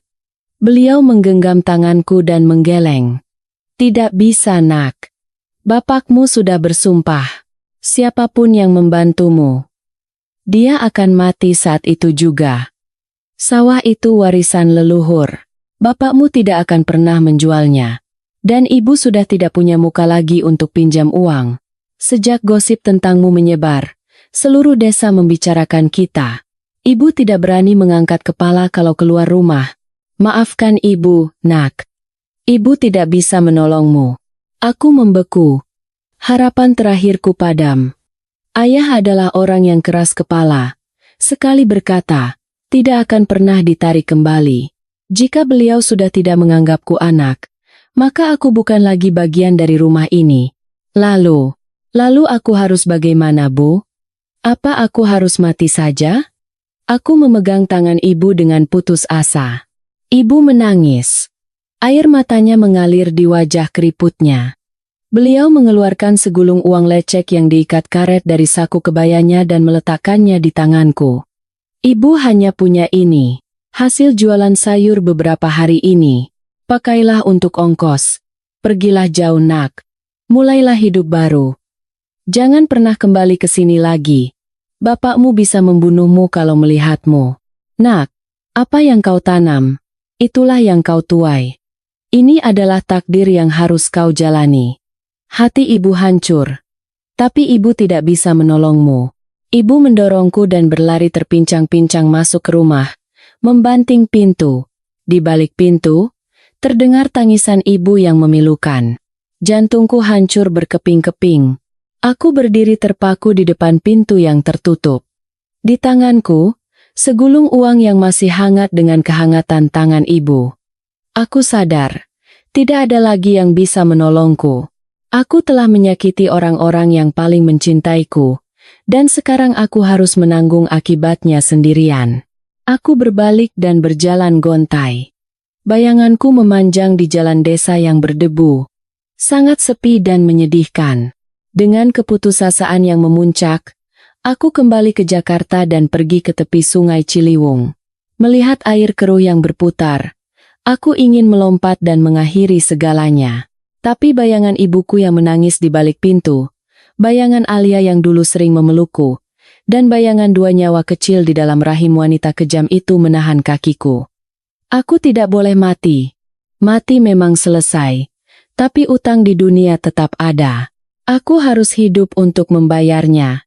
Aku pergi ke sebuah pasar induk, tempat para kuli panggul berkumpul mencari pekerjaan. Aku, yang dulu hanya perlu menunjuk jari untuk memerintah, kini harus mengemis pekerjaan kasar. Tidak ada yang mau mempekerjakan pria parubaya yang tampak lemah sepertiku. Aku diusir dan ditertawakan.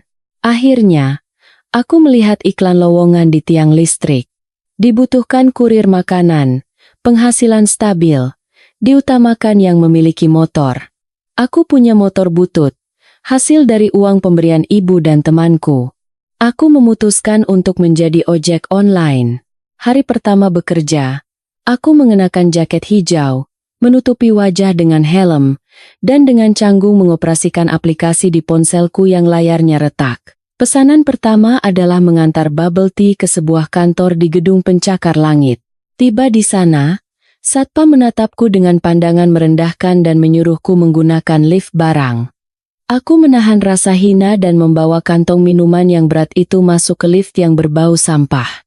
Di lantai 12, pintu lift terbuka. Aku menahan napas. Ini adalah gedung kantor salah satu mantan klienku. Aku menunduk, menekan helmku lebih dalam, dan berjalan hati-hati ke resepsionis. "Antaran untuk siapa?" tanya resepsionis dengan ketus tanpa menatapku. Untuk Ibu Siska di tim akuntansi, gumamku. Tak lama kemudian, Siska keluar. Aku sangat mengenalnya. Dulu, setiap bertemu denganku, dia akan menyapa dengan ramah, "Pak Baskara." Hari ini, dia menatapku dan mengerutkan kening. "Kok lama banget? Es batunya sudah mencair semua ini. Gimana sih kerjanya?" Aku tidak berani mengangkat kepala, hanya bisa meminta maaf. "Maaf, Bu. Tadi liftnya penuh." Dia menyambar kantong bubble tea itu sambil menggerutu. "Driver ojek sekarang parah-parah. Lain kali ku suspensi akunnya." Dia berbalik dan pergi, sama sekali tidak menyadari bahwa kurir yang menunduk di hadapannya adalah Pak Baskara yang dulu berwibawa. Aku menghela napas lega, tapi hatiku terasa perih. Aku terus bekerja sebagai ojek di bawah terik matahari Jakarta yang menyengat. Keringat membasahi punggungku hingga masuk ke mata. Wajahku menghitam terbakar matahari. Tanganku yang dulu hanya menandatangani kontrak, kini kapalan dan kasar karena memegang setang motor lebih dari 10 jam sehari. Di hari hujan deras pun, aku harus tetap di jalan. Air hujan menampar wajahku dengan keras. Aku beberapa kali jatuh karena jalanan licin, seluruh badanku lecet dan memar. Tapi aku tidak bisa istirahat. Sehari tidak bekerja berarti kelaparan dan tidak bisa menabung. Makan siangku hanya roti seharga Rp2.000 atau nasi bungkus dari warteg. Uang receh yang kusisihkan kumasukkan ke dalam celengan babi di bawah tempat tidur. Tujuanku adalah mengumpulkan uang untuk Yura.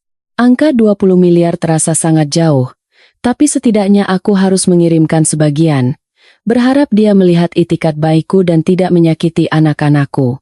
Hidup di lapisan masyarakat paling bawah membuatku melihat banyak hal yang dulu tidak pernah kulihat. Kehidupan keras para pekerja miskin, kehangatan berbagi di jalanan, dan kekejaman uang. Aku mulai menghargai hal-hal sederhana, belajar menunduk untuk meminta maaf, dan belajar mengucapkan terima kasih dengan tulus. Aku sedang belajar menjadi manusia kembali dari titik terendah. Sebuah pelajaran yang harus kubayar dengan sisa hidupku. 2 bulan telah berlalu sejak aku menjadi ojek online. Hidupku bergulir di antara pesanan tanpa henti, klakson yang bising, dan asap knalpot kota. Aku bangun subuh untuk mengambil pesanan sarapan, dan tetap di jalan hingga larut malam untuk mengantar makanan bagi anak-anak muda. Kesehatanku menurun drastis. Pinggang dan persendianku sakit setiap kali cuaca dingin.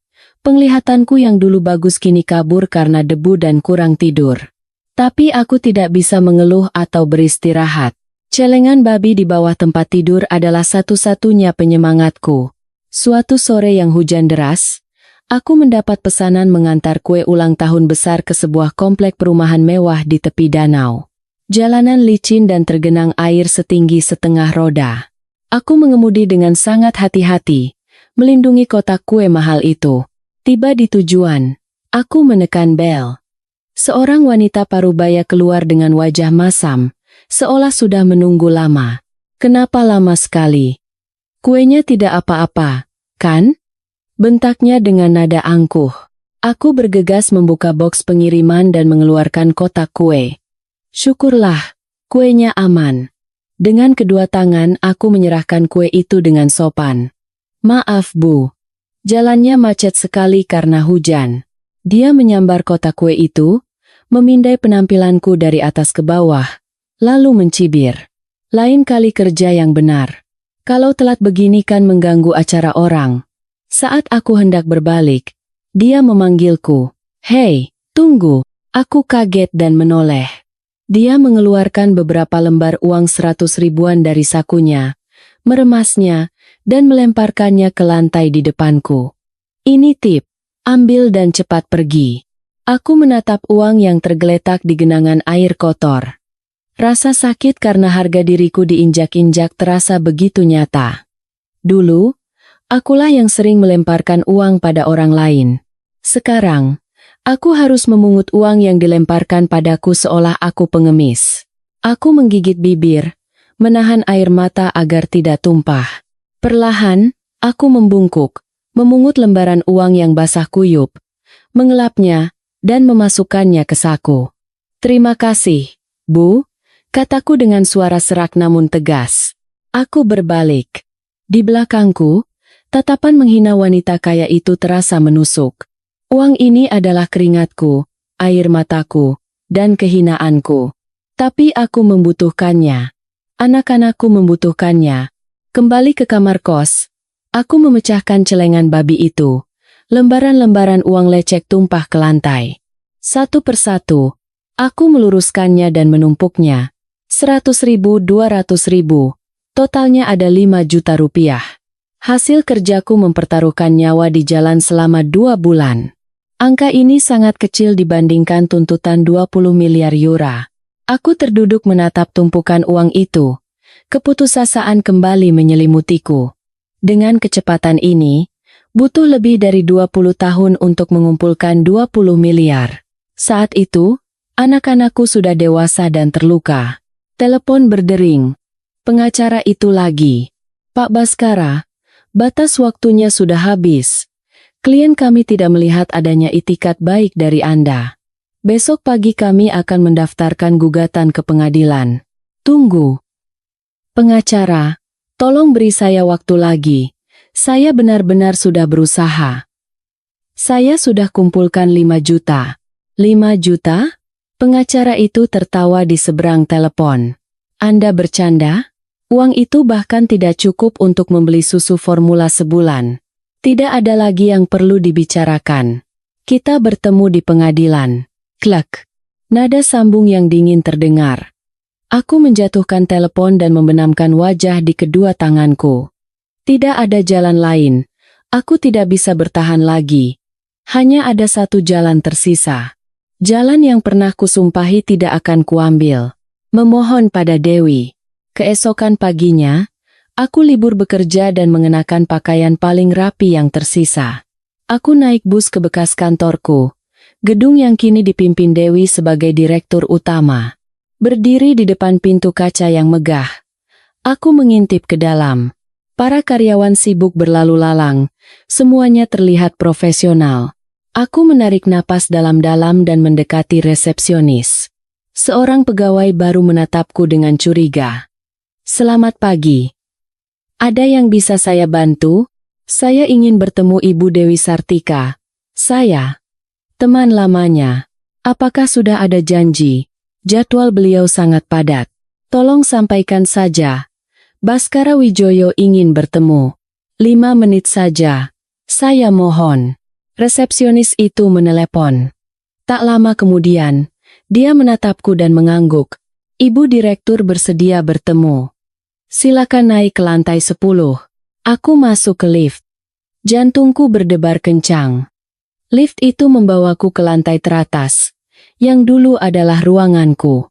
Saat pintu terbuka, Bimo sudah menunggu. Dia menatapku, bukan dengan tatapan sinis seperti dulu, melainkan tatapan kasihan bercampur sedikit penghinaan. Masuklah. Kakak sudah menunggu. Aku masuk ke ruangan yang luas. Dewi duduk di balik meja kerja yang mewah, fokus pada dokumen. Ruangan itu telah diubah total, menjadi lebih elegan dan berkelas. Duduk, kata Dewi tanpa mengangkat kepala, menunjuk kursi di hadapannya. Aku duduk dengan hati-hati di ujung kursi. Kedua tanganku di atas lutut. Aku merasa seperti terdakwa yang menunggu vonis. Dewi menutup dokumennya dan mengangkat kepala menatapku. Tatapannya masih tajam dan dingin. Ada perlu apa? Uang nafkah Alia bulan ini belum kau kirim. Aku tahu. Maaf, aku sedang sangat kesulitan. Aku menunduk. Suaraku bergetar. Dewi, aku datang bukan untuk menunda utang. Aku datang untuk meminta satu hal padamu. Meminta? Dewi mengangkat alis. Aku baru tahu kau bisa menggunakan kata itu. Kukira harga dirimu setinggi langit. Aku sudah tidak punya apa-apa lagi untuk hilang. Dewi, kumohon. Selamatkan kedua putraku. Yura, perempuan itu, mengancam akan membuang anak-anak itu jika aku tidak memberinya 20 miliar. Aku sudah bekerja siang malam, tapi tidak mungkin bisa mengumpulkan uang sebanyak itu. Tolong, pinjamkan aku 8 miliar. Katanya dia mau bernegosiasi sampai angka itu. Aku akan bekerja seperti kerbau seumur hidupku untuk membayarnya. Aku janji. Selesai bicara, aku meluncur dari kursi dan berlutut di lantai dingin di hadapan Dewi. Aku, yang dulu begitu angkuh, kini berlutut di hadapan mantan istriku, memohon padanya untuk menyelamatkan anak-anak dari hasil perselingkuhanku. Rasa hina yang luar biasa membuat air mataku pecah. Dewi menatapku. Tidak ada sedikit pun simpati di matanya. Dia bangkit, berjalan mengitari meja, dan berdiri di hadapanku. Berdiri. Tidak. Aku tidak akan berdiri sebelum kau setuju. Ku bilang berdiri. Bentak Dewi. Suara tegasnya membuatku tersentak dan bangkit terhuyung-huyung. Dengarkan baik-baik, Baskara. Dewi menatap lurus ke mataku. Uangku adalah hasil darah dan keringatku, hasil kerja keras puluhan karyawanku. Aku menggunakan uang itu untuk membesarkan putriku, memajukan perusahaan, dan membantu orang yang tidak mampu. Aku tidak akan pernah menggunakan uangku untuk menghidupi simpanan mantan suamiku, apalagi untuk menutupi kesalahan yang kau perbuat. Tapi ini menyangkut 2 nyawa. Dewi. Anak-anak itu tidak berdosa, teriakku putus asa. Tidak berdosa? Benar, anak-anak tidak berdosa. Tapi orang tua mereka berdosa. Kau dan perempuan itu menciptakan mereka dalam tipu daya dan perhitungan. Sekarang, tanggung sendiri akibatnya. Kau seorang laki-laki. Kalau sudah berbuat, harus bertanggung jawab. Jangan jadi pengecut yang meminjam uang dari mantan istri untuk memelihara anak harammu. Apa kau tidak malu pada Alia? Kata-kata Dewi menusuk jantungku. Aku terdiam, tidak bisa membantah. Pulanglah. Aku tidak akan menolongmu. Selesaikan secara hukum. Jika perempuan itu berani membuang anak-anaknya, biarkan hukum yang menghakiminya. Dan jika kau benar-benar menyayangi anak-anak itu, perjuangkan hak asuh mereka di pengadilan dan besarkan mereka dengan tanganmu sendiri. Itulah cara terbaik untuk menebus dosamu. Dewi berbalik ke arah jendela, mengisyaratkan aku untuk pergi. Aku berdiri terpaku sejenak, lalu berbalik dengan lunglai. Aku telah mendapatkan jawabanku. Dewi benar. Aku terlalu pengecut. Aku ingin menggunakan uang Dewi untuk menutupi kesalahanku. Keluar dari gedung itu, aku menatap langit yang kelabu. Tidak ada lagi yang akan menolongku. Aku harus menghadapi pengadilan takdir ini sendirian. Aku tidak akan lari lagi. Aku akan berdiri di pengadilan dan merebut kembali anak-anakku. Meskipun aku harus memulung atau mengemis untuk membesarkan mereka, aku rela. Hari persidangan tiba. Langit mendung, seolah badai akan datang. Aku mengenakan pakaian paling rapi yang kupunya, meskipun bahunya sudah lusuh dan warnanya pudar. Aku datang sendirian, tanpa pengacara, tanpa keluarga. Satu-satunya senjataku adalah penyesalan dan tekad untuk merebut kembali anak-anakku. Di seberang, Yura muncul dengan penampilan glamor namun norak. Mengenakan gaun hamil bermerek, kacamata hitam besar, didampingi pengacara berwajah licin dan ibunya yang galak. Melihatku, Yura tertawa sinis dan berbisik sesuatu pada pengacaranya. Sidang dimulai. Suasana tegang. Pengacara Yura berdiri dan berkata dengan lantang. Yang Mulia Hakim, klien kami, Ibu Yura Lestari, saat ini sedang hamil 7 bulan, mengandung anak kembar. Dalam kondisi ekonomi yang sulit dan tanpa pekerjaan, beliau telah ditelantarkan oleh ayah dari anak-anaknya, tergugat Baskara Wijoyo. Oleh karena itu, klien kami menuntut agar tergugat membayar uang nafkah sebesar 20 miliar rupiah secara tunai untuk menjamin kehidupan ibu dan anak-anak pasca melahirkan. Mengingat tergugat tidak memiliki tempat tinggal dan penghasilan yang stabil, kami juga memohon agar hak asuh anak jatuh ke tangan klien kami. Aku berdiri, mencengkeram pagar podium. Aku berusaha setenang mungkin. Yang Mulia Hakim, saya mengakui bahwa saya adalah ayah dari kedua anak tersebut. Saya juga ingin bertanggung jawab. Namun, saat ini saya dalam kondisi pilot, bekerja sebagai ojek online dan hidup pas-pasan. Saya tidak memiliki kemampuan untuk membayar 20 miliar. Saya mohon Yang Mulia menetapkan uang nafkah sesuai dengan penghasilan real saya. Dan jika ibu dari anak-anak ini tidak menginginkan mereka, saya dengan sangat memohon agar saya diizinkan untuk membesarkan mereka sendiri. Yura melompat berdiri. Bohong. Kau sembunyikan uangmu di mana? Mana mungkin mantan direktur perusahaan besar tidak punya uang? Kau mau menipu aku dan pengadilan. Hakim mengetuk palu, meminta ketertiban. Penggugat Yura Lestari, harap tenang. Pengadilan akan memutuskan berdasarkan bukti. Saat itulah, pintu ruang sidang terbuka dan seorang wanita masuk, berjalan dengan langkah mantap dan penuh percaya diri. Dewi. Seluruh ruangan berbisik. Aku terperangah menatap Dewi. Kenapa dia di sini? Untuk menertawakanku? Atau memberikan kesaksian yang memberatkanku? Dewi mendekati meja panitera dan menyerahkan setumpuk dokumen tebal. Yang Mulia Hakim, saya Dewi Sartika, mantan istri dari tergugat Baskara Wijoyo. Saya ingin menyerahkan beberapa bukti penting terkait kasus ini. Hakim memeriksa dokumen itu dan mengizinkan Dewi untuk berbicara. Dewi berdiri di depan ruang sidang. Suaranya jernih. Yang Mulia Hakim, dokumen ini adalah bukti kondisi finansial terkini dari Baskara Wijoyo. Sesuai kesepakatan perceraian, seluruh aset telah menjadi milik saya. Baskara Wijoyo saat ini tidak memiliki harta sama sekali, tinggal di kamar kos, dan bekerja sebagai ojek online paruh waktu.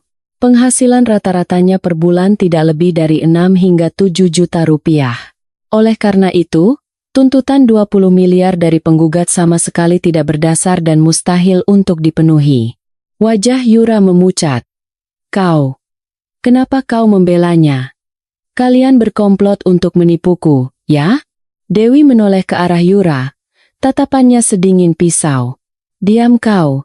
Dewi kembali menghadap Hakim. Yang Mulia, ini adalah bukti mengenai latar belakang penggugat Yura Lestari. Sebelum bertemu Baskara Wijoyo, Yura Lestari telah 2 kali bercerai dan memiliki catatan pernah menelantarkan anak kandungnya di sebuah panti asuhan di kampungnya. Lebih jauh lagi, saya memiliki rekaman suara saat Yura Lestari mengancam akan menggugurkan kandungannya jika tidak diberi uang oleh Baskara Wijoyo. Apakah seorang ibu seperti ini memiliki kualifikasi moral untuk membesarkan 2 orang anak? Ruang sidang gempar. Yura membeku di tempat, wajahnya pucat pasi. Ibunya yang duduk di belakangnya terdiam 1000 bahasa. Aku menatap Dewi. Hatiku dipenuhi rasa terima kasih dan takjub. Dewi tidak meninggalkanku. Dia diam-diam menyelidiki, mengumpulkan bukti, bukan untukku, tetapi untuk melindungi 2 nyawa kecil itu dari tangan ibu mereka yang kejam. Sidang diskors selama 15 menit. Waktu terasa berjalan sangat lambat. Akhirnya, hakim membacakan putusan. Berdasarkan bukti-bukti dan peraturan perundang-undangan, pengadilan menolak tuntutan uang nafkah sebesar 20 miliar rupiah dari penggugat. Tergugat Baskara Wijoyo diwajibkan membayar uang nafkah bulanan sesuai dengan penghasilan realnya, ditetapkan sebesar 3 juta rupiah per anak. Mengenai hak asuh, mengingat penggugat Yura Lestari tidak memenuhi kualifikasi ekonomi dan moral, Sementara tergugat Baskara Wijoyo menunjukkan keinginan kuat untuk mengasuh, maka pengadilan untuk sementara memberikan hak asuh kedua anak setelah lahir kepada tergugat Baskara Wijoyo. Tergugat diwajibkan untuk menerima dan membesarkan anak-anak tersebut. Palu diketuk. Yura menjerit dan jatuh terduduk. Rencananya hancur total. Setelah sidang, aku berlari menghampiri Dewi untuk berterima kasih. Tetapi Dewi menghentikanku dengan isyarat tangan. Jangan berterima kasih padaku. Aku melakukan ini karena nuraniku tidak bisa melihat anak-anak tak berdosa dianiaya. Mulai sekarang, hiduplah yang benar dan besarkan anak-anak itu dengan baik. Jangan kecewakan aku lagi. Selesai berkata, Dewi berbalik dan pergi. Punggungnya yang kecil namun tegar menghilang di balik pintu ruang sidang. Aku berdiri di tempatku. Menangis. Aku telah diberi kesempatan kedua. Kesempatan untuk memulai hidup kembali, bukan dengan uang, tetapi dengan cinta suci seorang ayah. Setelah persidangan, Yura melahirkan 2 putra secara prematur. Begitu melahirkan, dia meninggalkan bayi-bayi merah itu di dalam inkubator dan pergi diam-diam. Dia tidak melihat wajah anak-anaknya untuk terakhir kali, tidak meninggalkan pesan apapun. Ibunya juga lenyap tanpa jejak. Aku membawa kedua putraku ke kamar kos yang sempit. Aku menamai mereka Banyu dan Bayu, berharap kelak mereka tumbuh menjadi anak yang baik dan benar, tidak mengulangi kesalahan orang tua mereka. Hidup sebagai ayah tunggal dimulai dengan banyak kesulitan. Lahir prematur, anak-anak sering sakit dan menangis sepanjang malam. Aku harus berhenti bekerja di siang hari untuk merawat mereka, dan baru bisa menarik ojek di malam hari, menitipkan mereka pada tetangga yang baik hati. Uang popok, susu formula, dan obat-obatan melahap penghasilanku yang sedikit. Terkadang, aku harus menahan lapar seharian agar bisa membeli susu untuk mereka. Melihat anak-anak menangis kelaparan, hatiku hancur. Dengan canggung, aku belajar membuat susu, mengganti popok, dan menidurkan mereka. Tanganku yang kapalan kini anehnya menjadi terampil. Di malam hari, di kamar yang panas dan sempit, aku akan memeluk kedua anakku dan berbisik meminta maaf. Maaf telah melahirkan kalian di lingkungan yang serba kekurangan. Maaf tidak bisa memberikan keluarga yang utuh. Tapi melihat senyum polos Banyu dan Bayu saat tertidur, semua lelahku seolah sirna. Mereka adalah satu-satunya cahayaku, sumber kekuatanku untuk hidup. Aku mulai mengerjakan berbagai pekerjaan serabutan. Cuci piring di warung, jadi kuli bangunan, bersih-bersih. Apapun pekerjaan halal yang bisa menghasilkan uang, akan kulakukan. Tidak ada lagi harga diri atau rasa lelah. Yang kutakutkan hanyalah anak-anakku kelaparan dan sakit. Suatu kali, Bayu sakit pneumonia parah dan harus dirawat di UGD. Aku pontang-panting mencari pinjaman untuk biaya rumah sakit, tapi tidak ada yang bisa membantu. Dalam keputusasaan, aku hendak menjual motor, satu-satunya alat pencari nafkahku. Saat itulah, seorang dokter memberitahuku bahwa semua biaya sudah dilunasi. Saat kutanya pada perawat, katanya oleh seorang wanita yang tidak mau disebutkan namanya. Aku tahu itu Dewi. Meskipun kata-katanya tajam, dia masih mengawasiku dari jauh, mengulurkan tangan saat aku jatuh. Aku tidak tahu bagaimana harus membalas budi baiknya seumur hidupku. Waktu berlalu. Banyu dan Bayu tumbuh sehat dalam dekapanku. Meskipun kekurangan materi, mereka tumbuh menjadi anak yang baik dan sangat menyayangi ayah mereka. Setiap kali aku pulang kerja dengan lelah, mereka akan berlari memeluk kakiku dan memijat pundakku. Momen-momen itu membuatku merasa menjadi pria terkaya di dunia. Aku sadar, kebahagiaan bukanlah tentang pesta mewah, mobil mahal, atau kekasih seksi. Kebahagiaan ada pada hal-hal paling sederhana dan tulus di sisiku, hal-hal yang dulu dengan bodohnya kulepaskan. Beberapa tahun kemudian, usiaku mendekati 50. Rambutku sudah banyak beruban, kulitku berkerut dimakan waktu. Aku masih bekerja sebagai ojek, tetapi dari tabungan, aku bisa membeli motor yang lebih baik dan menyewa rumah kontrakan yang sedikit lebih luas untuk kami bertiga. Banyu dan Bayu masuk sekolah dasar. Mereka tumbuh menjadi anak-anak yang cerdas dan tampan, dan sangat pintar di sekolah. Hari ini adalah hari pertama mereka masuk sekolah. Aku libur bekerja untuk mengantar mereka. Melihat mereka bersemangat dengan seragam baru, hatiku terasa hangat. Setelah mengantar mereka ke kelas, aku berdiri lama di depan gerbang sekolah, memandangi mereka.